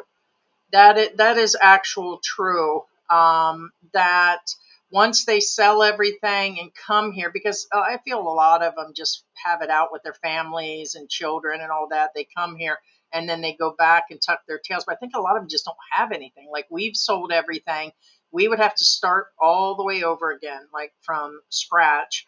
And it would be a struggle. It would, I mean, who would say it would be easy just to return all of a sudden? We don't have that type of finances that we get there and buy a new car and put the deposits down on a place that we really wanted and refurnish like we have all the money in the world and then sit up there and no, it would definitely be a struggle. So, and then yes, they would be a failure in front of the family. And I probably definitely would get backlash from my family, like, oh, I knew you wouldn't last, but I know I lasted 5 years. I had one of my oldest sisters said, oh, I'll see you in a year. And so she said that. She did say that while we were in Mexico. So she says, "Oh, you'll be back." And it's still cheaper, and that's what I hold on to. And I'm not giving up George, and I'm not giving up the cats. So that would be the biggest situation. So that's for sure. I know a lot of people actually would.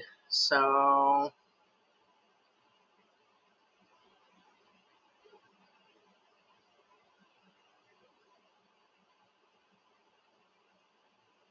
second here.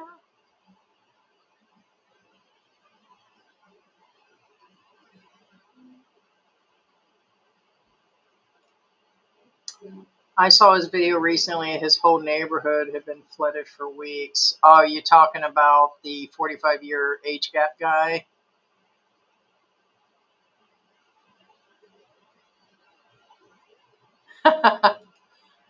Yeah, I'm about ready to get a few more of them. That's for sure. I'd be so glad to see you. Let me borrow one of your wigs. I so love your wigs and crazy glasses. Yeah. There's one that I want to get. It's got like a beanie hat on it and some longer hair that comes down. And there's a Cruella de Vil that I'm looking at that's part black and white. And I'm always the villain anyways. So it's like in our relationship, you see me all sassy and shit, and then everybody's like, "Oh, Heidi's the bad one," and the family's like, "Oh, you don't think George can't get spicy? Oh, please, you know what I mean?" And it's like, might as well play the full part. I'm gonna get my Cruella de Vil thing, get my Cruella on. Hey, McLovin, haven't seen you in a while, but I'm gonna get some more wigs and stuff. Chest pick, yeah. George would be jealous. Yeah, of course that's not her. It could be. I wouldn't, there's so many things I could believe and not believe anymore. I do know big channels do come in under other names and they've been here. We've traced. And I could be the real P. Who knows? We know we were in contact with her for a long time. Like she would answer us. She doesn't answer anymore. And George tried to ask her to use part of her video about that 3-year thing, and she never did answer him. And I'm like, dang, she didn't even answer you as a Filipina. And so, yeah, she probably got butt hurt over us saying something about her in the U.S. the first time she went over, and she was wearing an American flag. And I said something about the bikini. George responded to it, and we said something about the way she said stuff was unavailable when she went to Walmart. She was hyper, they don't have this or whatever. And it was like, that was a big over exaggeration. The same with when she went out to eat, we said something. So it was stuff mentioned in our live. I guess people reported it back to her. And I know she's got tons of other trolls, but evidently something hit with her because she wouldn't even answer George recently about using content. And so, could be her in here. Nothing would surprise me. Nothing. Could just be super fans of her that just coming in to say, hey, creepy guy playing with girls here, so why help him? They probably just don't know. And so because the guy's entire account are all females, like all Filipinas, which it's easy to say, hey, friend, friend, friend, friend, and they'll accept the friendship and everything, of course. But I just seen one that was on Facebook. I didn't see that he had a YouTube, but he was on Facebook. And the guy's in his 60s and he's in a restaurant, working at a restaurant here. And the Filipina says, are you available and single? He says, yes, I'm 60. The guy looked 40 or so. He didn't look like he's a 60-year-old man. His hair was all bleached out blonde. And he said that he was single and available. And she's like, oh, I got a bunch of viewers that are, and I'm like, ooh, I just got creeped out right away. But they would get creeped out by seeing me too. So, au contraire. Oh, so no hot 25-year-old will stay with an old man. Yeah, and they've got a baby. That's the other situation is the man will pass away before the kid even graduates. Probably even the same 2-year period. The baby wasn't even a year old when Mark Thornton passed away, and that does damage a kid. I don't care what you say. And the big age gap will be a problem. That they don't realize the whole ramification of an age gap like that. So it's by the time the kid's 18, the man's going to be like 80 something. He's going to look like a great great grandfather in front of all of his friends. And it does affect him.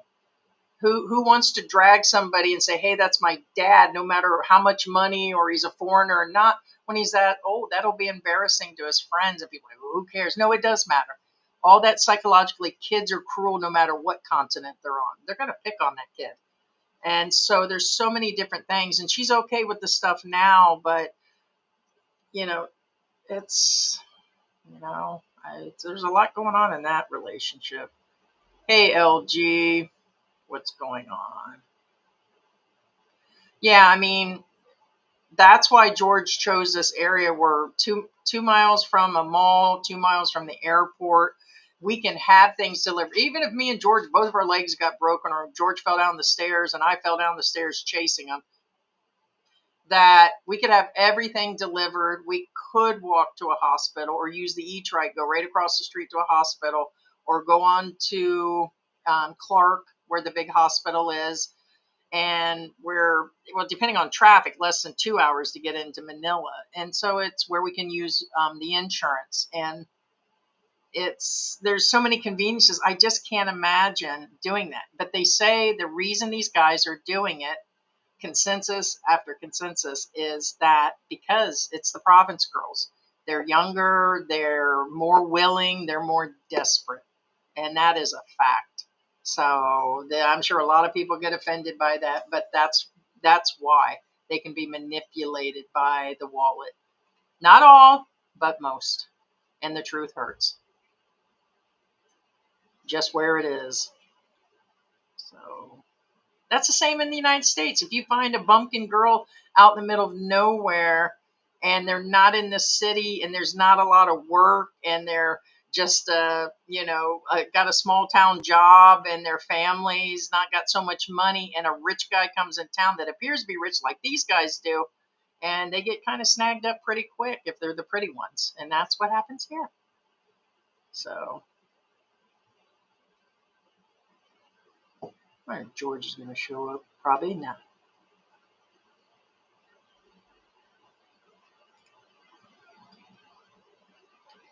If you're over 70, maybe look for women 50. The age gap doesn't matter. That's must. Well, I said that I was in an age gap before George. I was at least in my 40s and he was in his 70s. It was a big age gap, but I'm over 40 something years old and he's 72 and I'm 40. It's not, I had already lived my life, wasn't trying to have kids with him. And so I've been in one. I was in it for 2 years with a Canadian. And so it's just where it is. And it was an LDR because most of the time he was in Canada. So yeah. Hey, what's going on? Surprised to see you here. I was passing by. talking to me. Me by myself since last year hasn't been a surprise. I'll probably be doing the lives on Saturday. I wasn't going to do one today. George was asleep at first, and then he went off somewhere right for the live. And I was saying before that he may appear once or twice a week. He may appear not at all, maybe once a week. And so he's been doing a lot more than I thought he would be lately. So I think he's just been cranky because he's been not getting his sleep, his beauty sleep. Thank you. Hey, McLovin. Especially when they argue. I don't know if that's a reference to us or the couples, but yeah. I hear lately he's been jerking my chain. I've almost, believe me, I've held back during the live streams. I'm like, because I will get heat after the live. Here's the thing, what you guys don't see. I get heat sometimes before the live streams. If you see George sitting there silent and he's just staring, it's because I'll say, please don't do this during the live.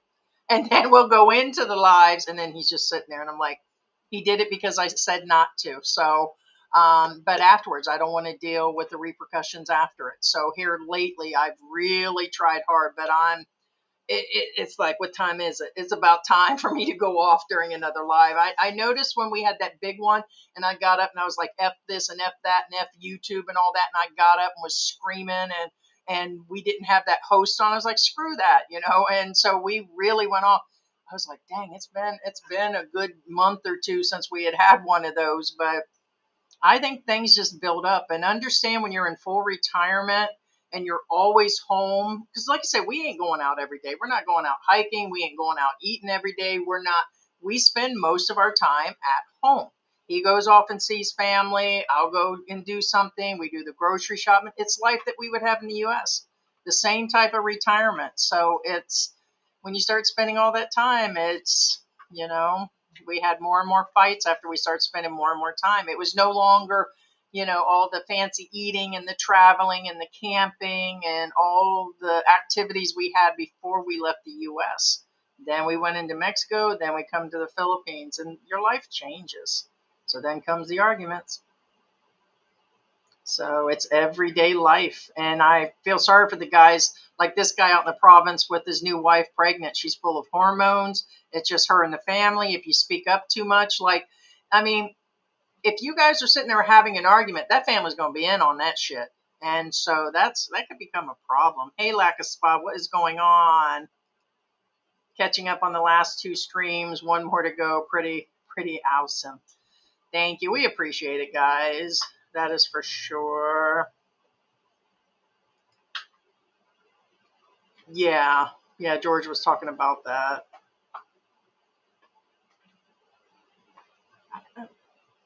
Hey, what are you doing, Pigsy?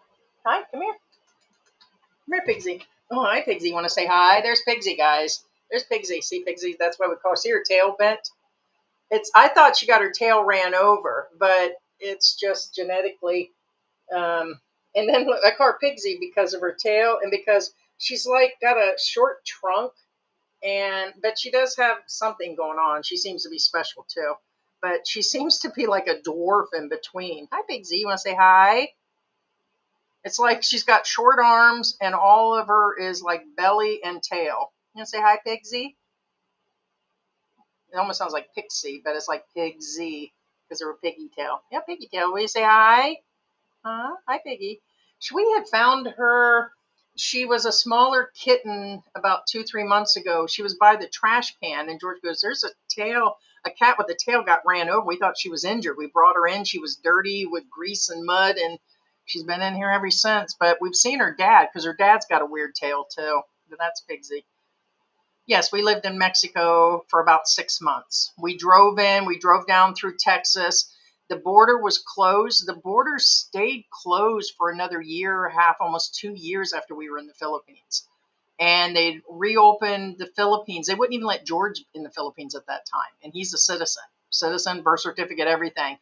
And he actually, we actually drove through and there was nobody at the border. And we had vlogging equipment and they asked us why we were coming in. We said to vlog during the pandemic. They let us in. And we lived in Mexico for 6 months. So If you look up our footage and go that far back to Mexico, it'll show you when we were in there. And if you look up, it'll show that it was closed. But they did let us drive in. There was only 2 other cars. Of course, all of our stuff was gone through, and they put the dogs on the stuff, but they weren't letting anybody in Mexico. The borders had stayed closed for a while.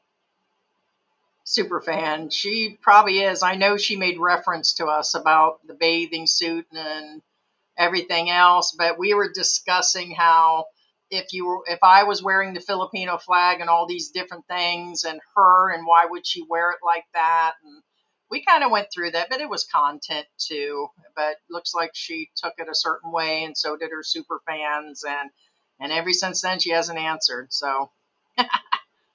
But we had asked to use some of her clips from the attorney, and George says she never responded back. But we have a history where she was, so it looks like she finally just had it. Which, hey, that's fine.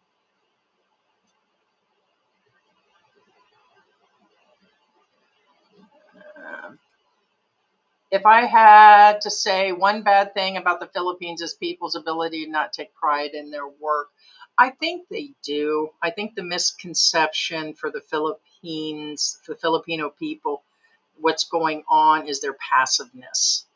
And there's another word somebody had said about Filipinos besides the passiveness, is that they just, it is passiveness. There's another word for it. I can't think of it right now, but it is true. I think that's what it is. I think they work hard. I think it's, what is the word? I think they'd rather have fun. And they say Americans and other people and foreigners take things too serious and too many hours. But I just noticed that, they're free spirited, but that can be misconstrued from passiveness too. And so I think they take the pride in their work. I just don't think anybody's taking any responsibility for what's going on, which is a form of passiveness, and a lot going on. What was the word? God, it was just in an article somebody was describing Filipinos, and it was somewhere along that line. So if you guys can think of the word that they're also saying, let me know what you guys like. How would you describe Filipinos? Like I was describing the Philippines, especially recently, that it's like one big carnival, one state fair, like between the food and the people being happy and drinking and the karaokeing and how they let their kids, pretty much they're doing what they want. And I see the kids, like me and George was out the other day, and he was pointing out, he goes, look at that kid on the motorcycle, look at that kid driving. And these are kids that are doing this, and they're like, you'll just see them throwing trash on the ground, and it's like, or how, I don't know, I don't see how, but it's what they've been doing. It's just their way of life. You can't change that. You cannot change the Philippines. It'll change you before you change it.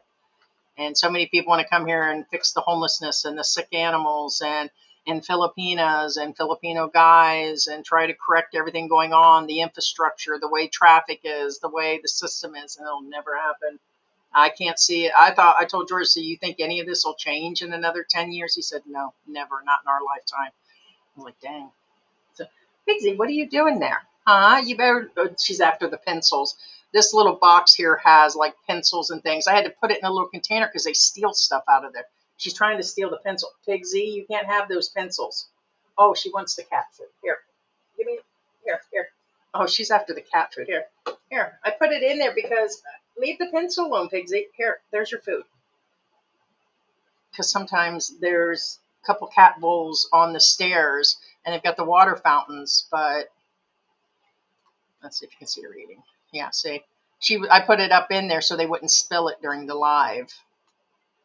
So our daughter told me last week she will help take care of me and her mom when we get older. I told her it's not her job. I know they recently tightened up on the laws about people having to take care of their kids here. I said I'd send George to go live with his family at that point, and I'll worry about myself. I'll buy a robot for me. But no, they do have where they I would say the old generation, because I heard recently people saying how the Filipinas and Filipinos take care of their families and they're tight knit. I think they are, but I think the new generation, even George is saying recently that he feels the new generation, there's large gaps in them wanting to take care or how they do things like the old culture did and everything. But for the most part, it's not, but I still think there should be a level where kids help you raise them and then they help you down the road because you're still going to need help. So I'm asked for an opinion. I'm 48. My girl's 27, but she looks in the 30s, and I'm in great shape. You can see my interview on Alex living abroad. Yeah, I have to check that out. I think you mentioned that before. I think we might have. That was a little bit back, wasn't it?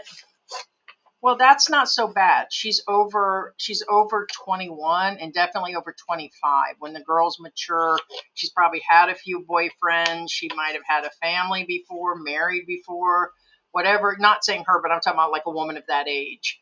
And I think that's definitely good. So even if she's 27 and you're 57 or 67, I still think that at that point there's some sort of life and you're probably not trying to have a kid.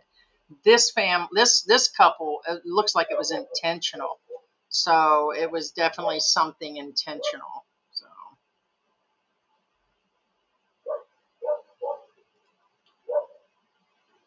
a young Filipino who gets with an older expat sees him as a way to escape poverty, even if it's short lived. Yeah. Yeah. Good morning. He was when I opened this up. He was, but then he went out to do a couple different things. I thought he'd make it in. Probably Saturdays is going to be me anyways because he's so busy and so tired. And when he joins me, he's half asleep or he's cranky these days. And he still does do the stuff on the website and he does do his gaming to keep up. And he still has that gaming channel that I will not list. Somebody just asked again, give us the name of it. And he won't let that go. I'm going to tell you that right now. George is a very stubborn person. You think I'm stubborn? You guys have no idea how much he'll sit there and argue with you. If I say that the moon is looking grayish blue, he will go on for hours about that. And I'm just like, phew, I can't deal some days, but that's marriage. But bidding him to join all the time. We even at one point, more than a year and a half ago, talked about just doing one live a week. And then it was down to where we don't do videos hardly anymore.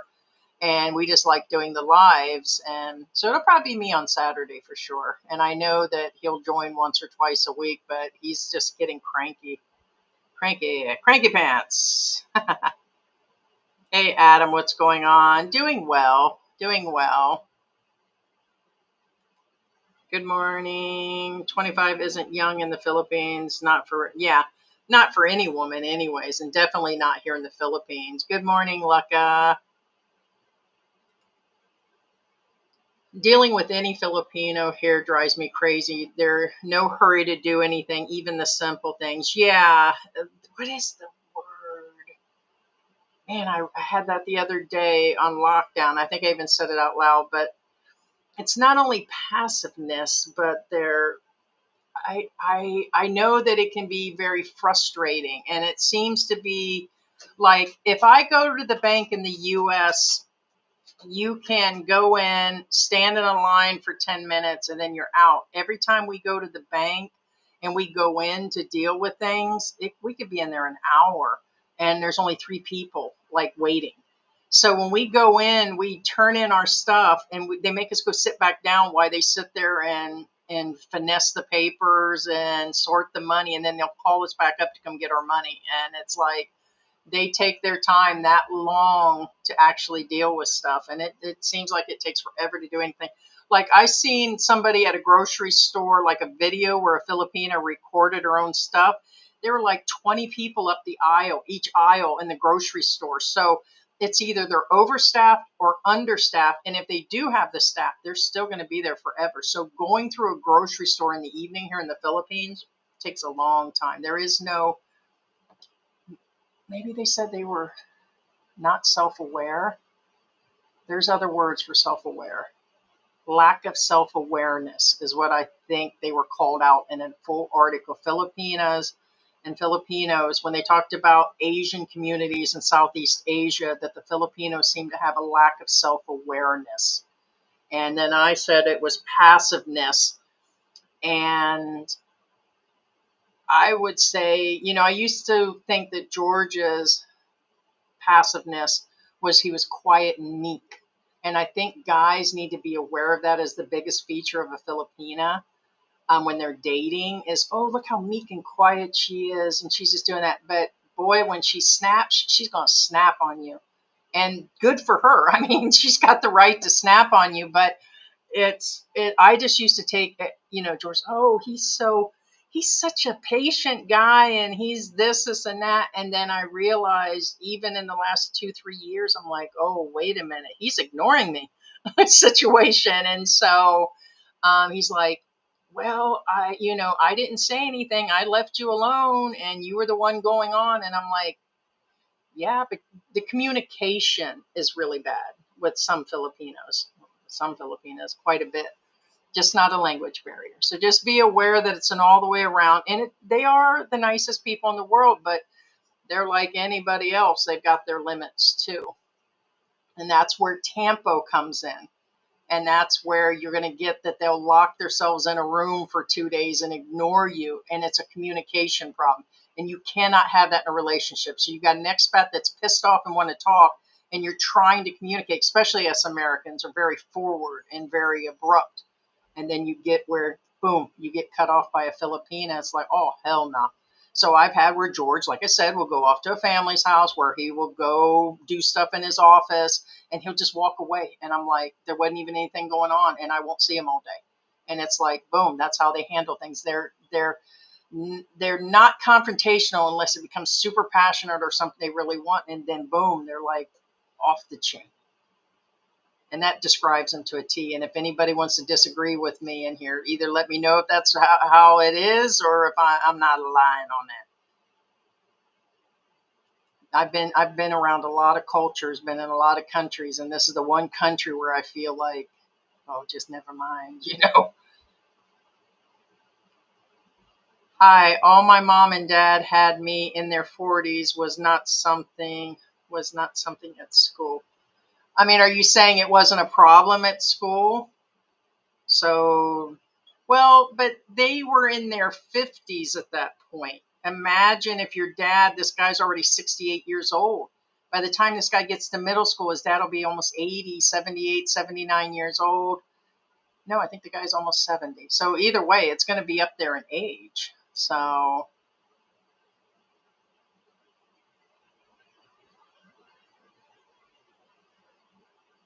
thank you.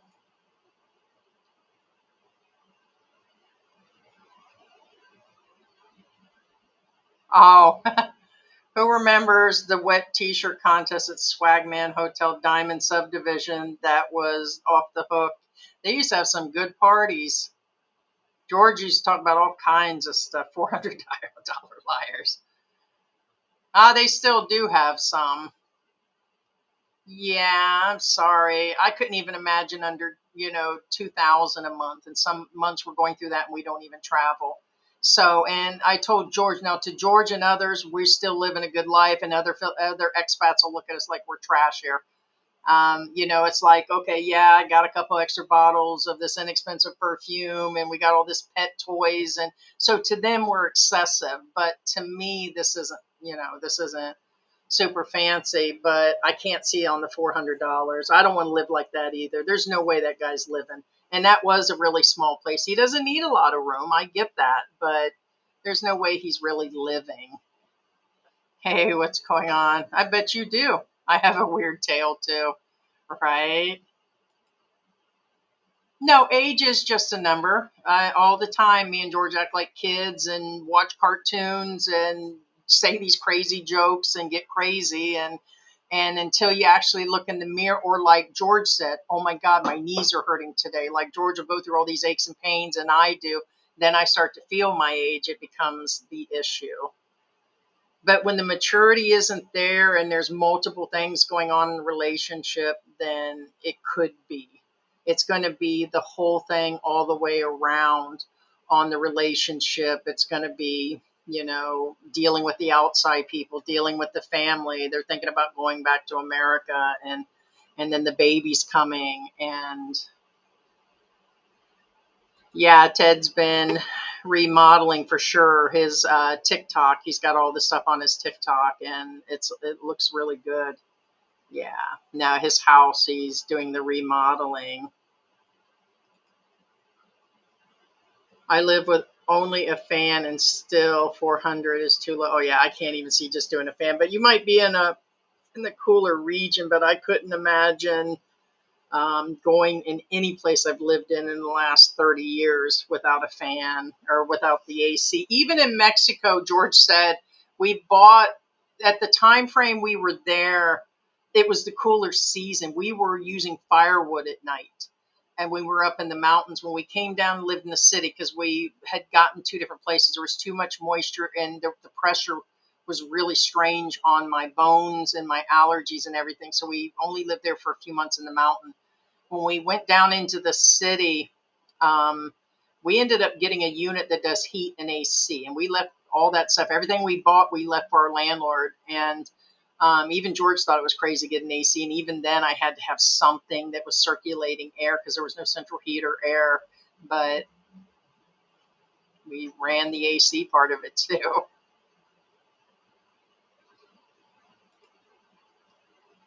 Age is just a number, and the more money you have, the older you can be, is the truth in the Philippines. Yeah, I was telling you about a video somebody put out that showed, how old are you? And he said, and he put out a bunch of money. He goes, I'm this old. She's like, oh, how you doing? And this was an American woman with an American guy. She said, all right, you're old. How old are you? And he says, I'm this many old. And he broke out his money. But it happens anywhere, just here. Complacent. Yeah, there it is. You had it, Laura. And that's where I said, yeah, they're complacent. That too. Yes. And it does cause problems in relationships. And then put the large age gap in there, because she's not used to that. She has no experience with anybody else about arguing, and there's still a language barrier. And Filipinas will not say as much because of the language barrier. And then you add in somebody that's from, say, Sweden, that doesn't speak a lot of English, or from Spain, or from somewhere else where they don't even have the English. English would be the common language here that the Filipinos will speak. Then you add in the third language that they don't know, and then Russian or something else, and then the Tampa, when they're mad about something, the Filipinos will not talk to you. If your neighbor has a problem, at first they're not going to say anything until they get so frustrated that it's just outright, you're out there with pitchforks in the yard and stuff going at each other. They'll just stay quiet up to that point, and it's just going to be rough. And I just feel communication in multiple ways is a problem here. I think the laid back part, yeah. And there's nothing wrong with that. You just can't do it forever. And you got like adults that are doing it and not taking any responsibility. Do you really have to? No. But like when I'm now 50% over of just the neighbors just leaving trash in their yard or out in the streets, or we still see people dumping trash in the lot across the street. And then they'll burn it. Like they'll hire some guy to come burn it, and nobody actually cares, and their house is being full of smoke. At least ours is taped down and sealed off with AC in here, but the smoke still comes in here. Like we have to pull Willie in because they're burning trash out there a few days ago, and he's out there and they're smoking our yard, and you could see the ash landing in our yard because they're burning the trash, and people have been dumping trash again instead of paying somebody. And then this morning, I was up early at 4 a.m., early to some, not to others. And there were 7 or 8 people that it sounded like they were fighting. So I went out there. I was like, well, might as well feed the animals this early. And it was still dark out there. They sounded drunk and looked drunk. They were holding on to a girl, but they all were out in the street this morning at 4 a.m. And I watched several people turn on their lights and step outside their door because it sounded like they were fighting. But they're all out there with no people go to work and everything else, and they're all just hanging out on the street, just a half a block up there. And it's like, they didn't care. They didn't care. Nobody says anything to them or nothing. It's like, I don't have to work, but I thought they were out there fighting with this girl because they were kind of tugging on. They were just playing. Then they were riding their motorbikes up and down the street, and this is all going on at 4 a.m. Exactly at 4 a.m. And I'm like, it's laid back, no consideration, no. And this happens like all the time. I was telling you how I complained about the kids burning stuff in the across the street in the lot, and George said, "Just leave them alone." I said, "What? Your car's over there." I said, "You're okay with that?" And George is like, "It's not my problem. They're not my kids." I said, "But if they burn your car, oh, it's not happening right now." And I'm like, "George, you could go over there and tell them to leave." And I said, "If I go over there, it's going to get ugly." And so not my problem thing. And it's just kind of crazy. Easygoing, yeah. If you want to change a society, it all begins with the kids from birth, teaching them, and they will continue it. Yeah. I think the problem is now as the kids are with the internet, things are going in a different way. That's for sure. I think a lot of them are at work, and yes, the kids are so young here, running around in groups and riding. I don't even know how they let them on these electric cars, because they're making payments on these, and the kids are riding around in this neighborhood in our subdivision, and there are 4 or 5 kids hanging off the back of it. During the market day, they'll park across the street, and random kids just jump on top of people's cars. They jump on top of these bikes I know they're paying for, and they're electric bikes, and the kids are tugging and ripping, and nobody's saying, not the neighbors, not. It's just kind of insane. So the insanity will happen. Resilient? No, I wouldn't quite say. They are resilient, but is it passiveness? When the storms come and they lose everything, are they really resilient, or is it just, hey, it happened again? Oh, well, I'll make money and then move on with it. And then us Westerners is like, shit, I lost $4,000 on another motorbike. F, damn it, And you get frustrated. Is there any reason to? Yes and no, but it's like you wonder like what's really going on. So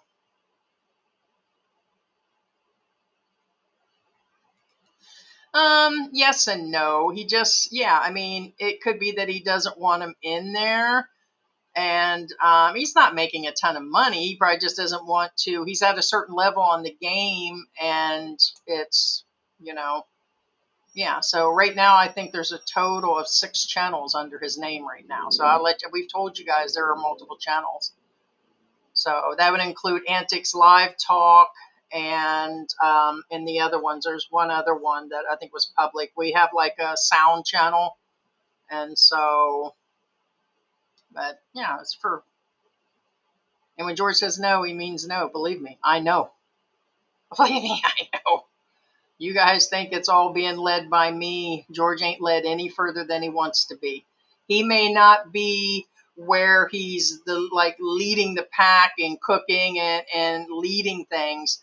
He's the type that he's his own man situation. Believe me, he's his own man. You ain't telling George no about nothing. If he's going to sleep in, that bitch is going to sleep in. If he's going to go to his family's house, he's going to go. I can turn blue in the face telling him no. Now I just realized, just let him do it. So we're kind of at some sort of, and as a matter of fact, he'd rather be, hey, she's cooking for me and she's giving me good loving and all that. He doesn't want to be the full leader and all of that, because that means he'd have to be in a different world at that point. We each have our own part in here. Like I do the cooking, cleaning, and I organize everything. And he, takes care of this, goes out and does these, picks up this grocery, goes out and pays this bill. He's the one that communicates with Filipinos. We both have our part in this marriage. We both can't be leaders and we're not followers, but believe me, we have our days. So like George says, we balance each other out. George is the type of person that he works. Like he'll go out there and he works and all of that, and he was running his own business, but without an office manager and all these other things, I don't know how his business would have went. He's a hard worker. He knows how to lead people, but as far as doing the whole 9 yards, I wouldn't say that. And then it's kind of like a woman will run the house, and then you have the man that goes out and work. George is that person that goes out and works. I wouldn't say that he would be planning a picnic down the road or how he's going to handle that picnic situation. So we both complete each other, is like it was what he says.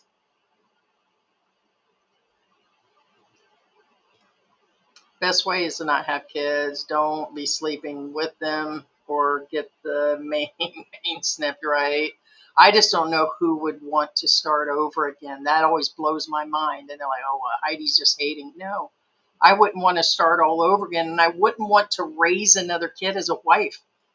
I'm going to tell you right now, that guy is going to be frustrated with every end. Right now, they're in a honeymoon stage. He's getting his lollipop sucked, and oh, a new kid coming, and she appreciates the gifts that I'm giving her, and he lacked that attention, and there's something broken in both sides of that relationship, and now they're having fun, and everything seems good, and he's helping the family, and he's building this house, and they're in a whirlwind of shit. When real life kicks in, it's going to be like, I'm sitting here raising a kid. When that baby's waking him up at 2 a.m., he's going to know. And he's got kids older than her. He's got at least two of them. George may be showing symptoms of andropause. There's something going on. Or Heidi pause. Yeah.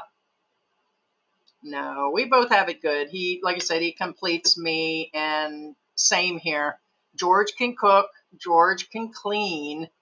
But he gets to do his own thing. He sleeps in and does, he's not exactly hurting either. And he gets to spend time with the family. He's got it kind of good all the way around. So,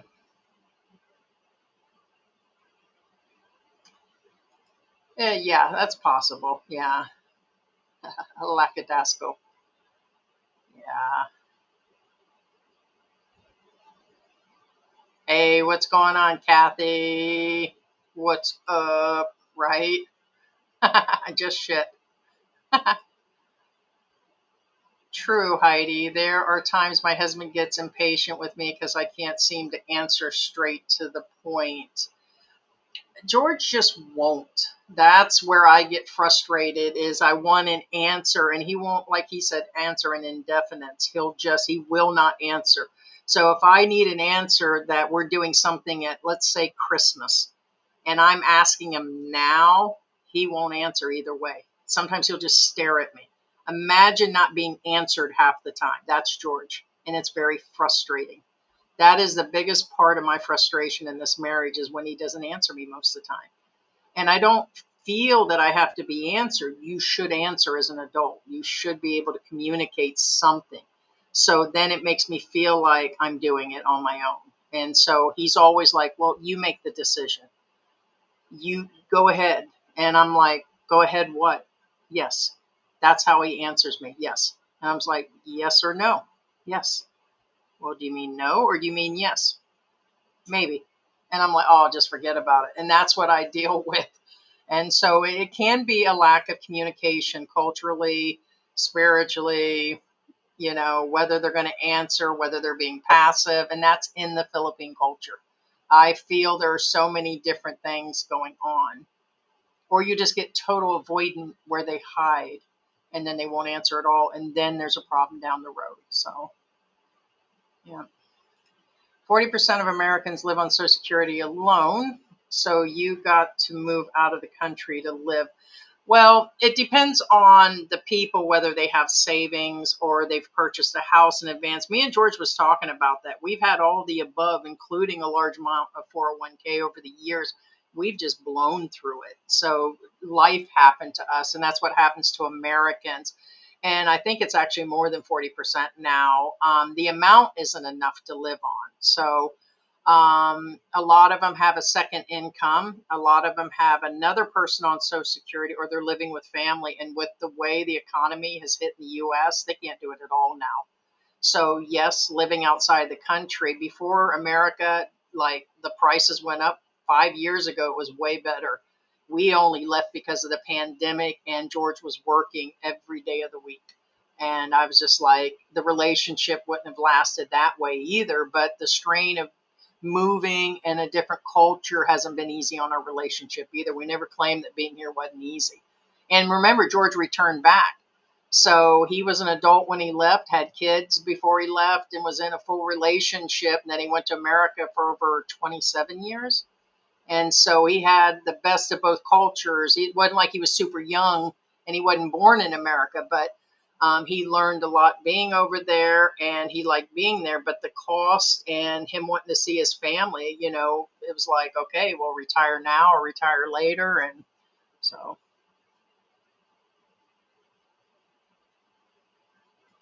oh, wow. Your dad was 95 when he passed away. God bless his heart on that. Yeah, the aircon got to be.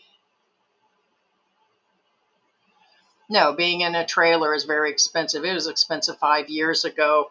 It hasn't been cheap probably since the early 2000s or late 90s. And even in the 90s, I thought the prices were going up. I had one of my divorces and I started looking at different places in Florida like that.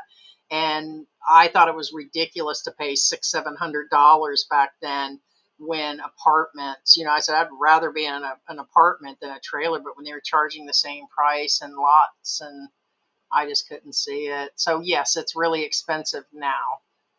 We get people every now and then that'll come in and say they're living with a total of $700 in the US, and we're like, how? And one person, remember that guy's Texas? And we're like, there's no way you lived in Houston on that kind of money. I mean, even if you're living with a family, 700 would not be enough for groceries and car and all these other things, or getting grabs or what they call Uber. Here they call it Grab. I'm so used to being here now. So the title on living abroad is I Came to the Philippines for the Women. So yeah, I think you did that. I'll write that down. Yeah. We had Alex abroad, or Alex, we did an interview on him. There is a playlist and there should be interviews. We interviewed a bunch of different people. He was on our show when his channel was still mid numbers and he opened that second channel up. So we had done an interview. He came on and answered questions. So yeah, we remember when Paul Old Dog New Tricks was under 40 or 50 when we first came here. And now, the same with the P. Started down there with little to no numbers and then jumped up there. So came to the Philippines for the women.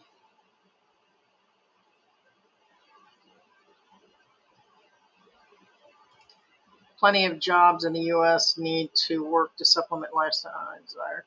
I don't think there's that many jobs. I think applying online, because our kids have been talking about it, and it's not the way it used to be on having jobs. I mean, I guess if you're willing to work anything, no matter what it is, whether it's cleaning or taking up any job, I think it depends on a lot of factors. I don't think it's that easy anymore.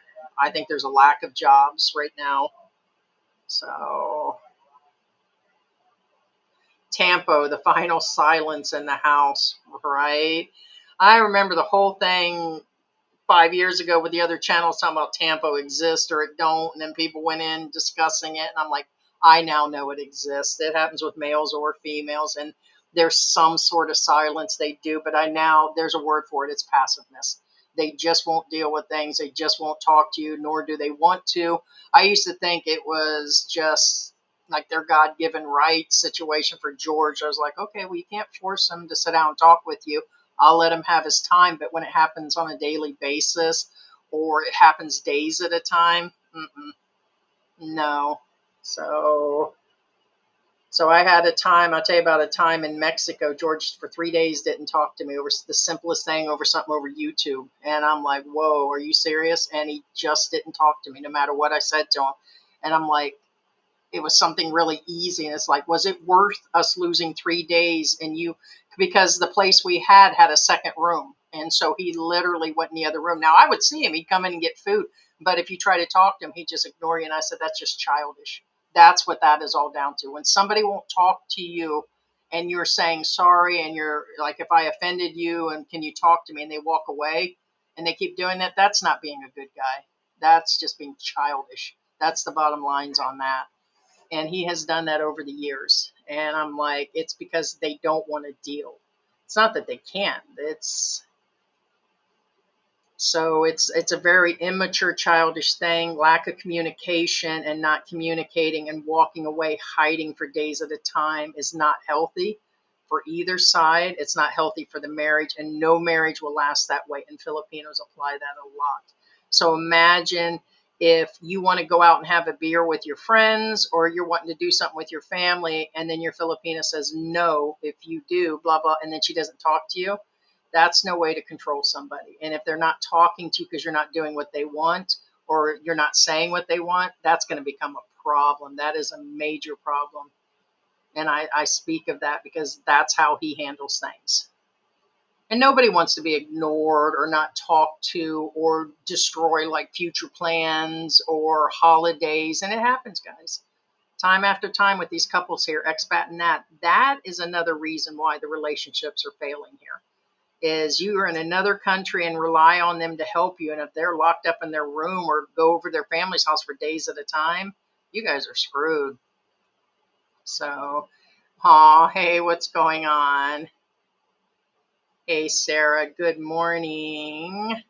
Sarah's birthday is up and coming. Our birthday girl. We are in August too. And me and George's anniversary is coming up in less than 2 weeks. That'll put us in a 5-year marriage and 7 years together. He waited 2 years to marry me, which was smart. Some people would say it's long or not long enough, but yeah, together 7 years and 5 years married in 2 weeks or so.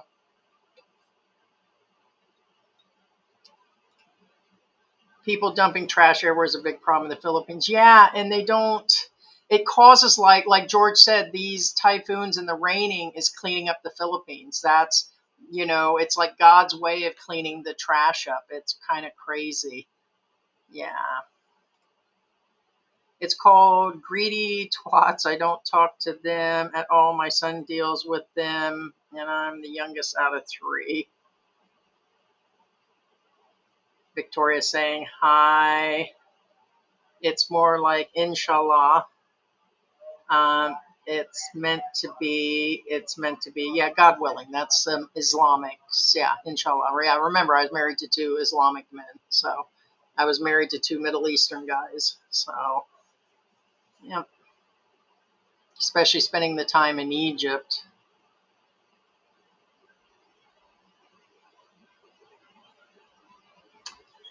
Yeah, but they'll still come in, and they're trying to weed out those faceless channels and the AI. They just put a bunch of stuff in about monetization and doing it. We still see the channels are there, and I think it's a start of them trying to weed those out.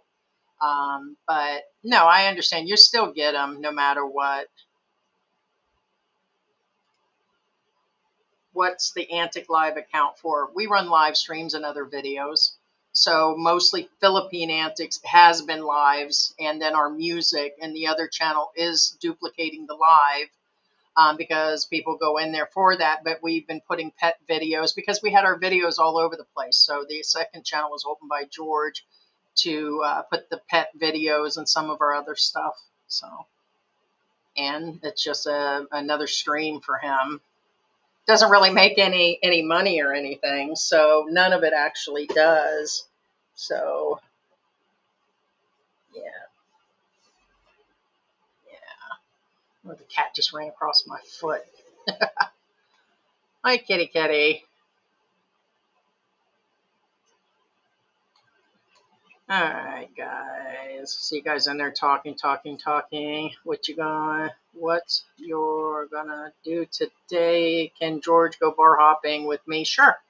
Why not? He does anyways. So, nobody stops George from doing that. He goes different places with his friends and everything else.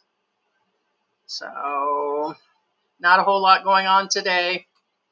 Gonna go out. He went out to go grab a few things and go do something with his granddaughter. And then we will be going to SM today. I got to pick up some stuff. Gonna do some more barbecue ribs and make a cheesecake. Not a whole lot, just a Saturday.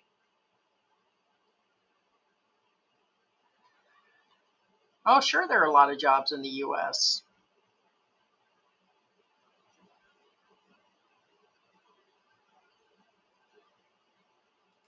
Yeah, just as I was saying, 100% of the Philippine Tampa was a childish act. Sadly, people put up with it. There's a lot of it, both male and female. A lot of people thought it was female. I said, oh no, George does it too. And did not talk to somebody for 3 days over something simple. I mean, if it, I can't imagine, any reason to actually do it. I mean, at all. And it's been the simplest things.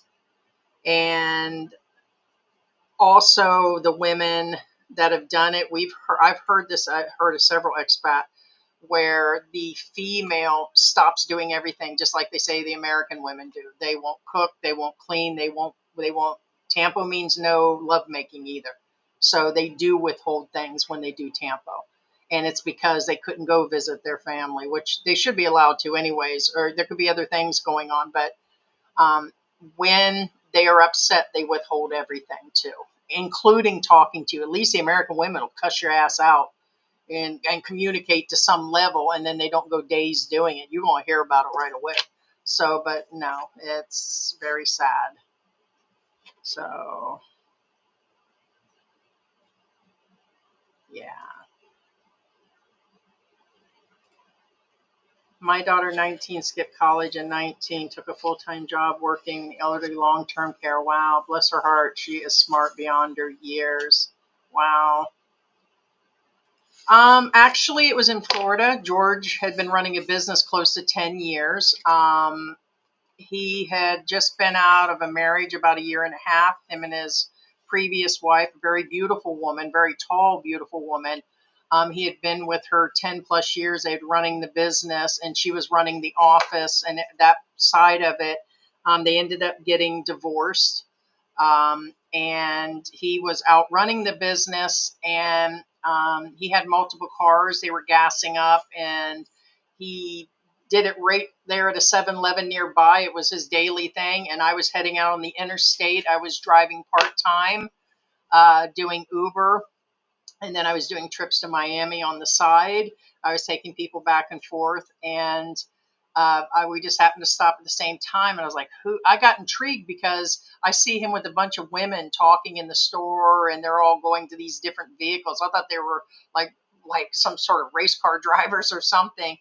And I got his number then. He was just a very like he knew he knew the people at 7-Eleven, these girls, people in the store, and he was like a super people person. And me, I'm always talkative, and I got his number. And then I got called one day, and then went out on a date. George rolled up on a motorcycle in a suit. I still will never forget him because this motorcycle is 3 times bigger than him. And when we went into the restaurant, it was on the water. He had teddy bear. He had baked me cookies and had flowers sitting on the table of a fancy restaurant. And I'm like, yeah, this is a really sweet guy. So he love bombed me a bunch in the beginning, and 2 years later we got married. So I ended up helping him with the office later because he had bought out his ex-wife as a partner, and he took on everything, including the hiring. And so I started to help him at that point. And well, this was after. So the pandemic came, and I decided to stay more at his place, but we had already been together more than a year. So and just kind of went from there. So, but yeah.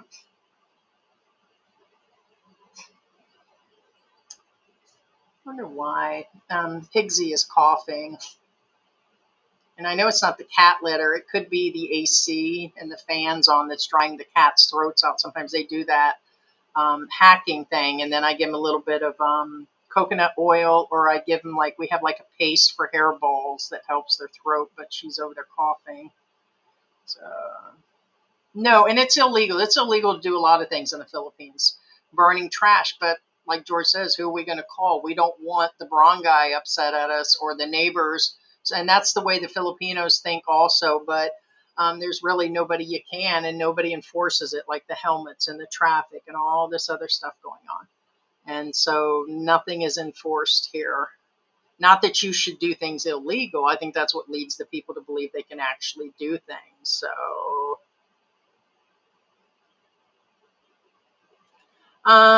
hey, Grammy, she's asking, when you were married previously, did you have to conform to their life, dress, religion? No, not really. Both of them were pretty modern Muslims, and they were both Egyptian. And no, as a Western woman, you don't have to. I wasn't having their kids or anything. And at that age, I was beyond an age of having kids with them. And so if I would have kids, then usually the wife would want to conform for the kids. No, no dress, no nothing. Matter of fact, both of them drank beer. So I wasn't in a tight, where they were like uptight. These guys were drinking when I met them and everything. So they were really laid back. So the answer is no. George the player. Yeah, George, like I said, you guys be surprised how much of a free bird he is. And if I do, then I know the Tampo's coming. And if I do, I'm going to get an argument from him. So at first, I would have argued up with him, but it's just not worth it anymore. George will put up a fight. George doesn't take no shit. You guys think it's a joke. You wonder why sometimes we come on air uptight. It's because sometimes I am dealing with a kid. So it's not worth, him being upset, but he shouldn't do it like that either. And you will deal with that. So I just don't think it's a George thing. I'm starting to think it's a Filipino thing. So yeah, I would call it Topac. They're just being unreasonable and they know it. It's childish. It is. Right? No, George has dated his last wife was stunning. I was super jealous. I'm gonna tell you right now. She was tall, dark hair, Italian looking. George has always had the women. You guys think it's a joke. I don't know what his first woman looked like that was here in the Philippines. I'm sure she was a looker. So, but he's never had a problem. No, he was super, super sweet. We did a lot of things the first few years we were together. It was really rough once we got locked down in Mexico and then first got here locked down and our life slowed down to a point. So we do like doing the YouTube channel to communicate with people. We helped a lot of people. We like covering the expat drama where things are going south and people are like, oh, you guys are living on the drama. I'm like, you're damn right I am. You tried living with George. Try living with Heidi, and it's like, hell yeah, we're going to cover it.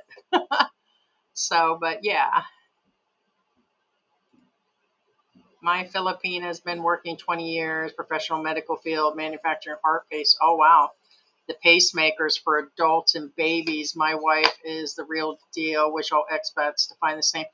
And you know what? Again, not everybody we talk about is how Filipinos are. The same with Americans. I had people say, based on me picking on that couple out in the mountain and shit, that they kept leaving comments on his channel. Oh, Heidi's a typical bitch. She's the people and the reason we ran from, and she's nasty, and she's got a criminal background, and she's got this, and she ain't that, and they're broke too, and who are they? And it's like, yeah, you can put a stereotypical situation on everybody, but I'm not too far off the fact either. So on that, but you got your good and bad in all countries, and it's Filipinos are the sweetest, smartest people on earth that I've ever met in all cultures, and but you just have your good and your bad too. So I feel a quick night comment. Aw, Sarah, thank you. No, I'm assuming you are new, super new. So the answer is no. I've been here for 5 years. I stayed on a tourist. Came in on a village buying because I'm married, and then I stayed a few years on tourist because I didn't know if I was really going to go back or not. I know I said I was going to stay, and so we waited it out, and I'm a permanent resident. So permanent resident based on marriage. So all right, guys. I think I'm wrapping it up now. Thank you guys for joining me. And George should be back in a few days, maybe. Looks like he didn't come back through. He's probably sitting outside in the car like, is she done yet? No. But thank you guys for joining us. If you're not subscribed, be sure to subscribe. And if you guys are not turn on notifications, and we do have membership that has a bunch of other videos as a privilege, and we do talk to people through Messenger. We have Facebook, TikTok. Go check those out, guys, and consider membership. It has its privileges, and it helps the cat funds and George's funeral funds and everything else.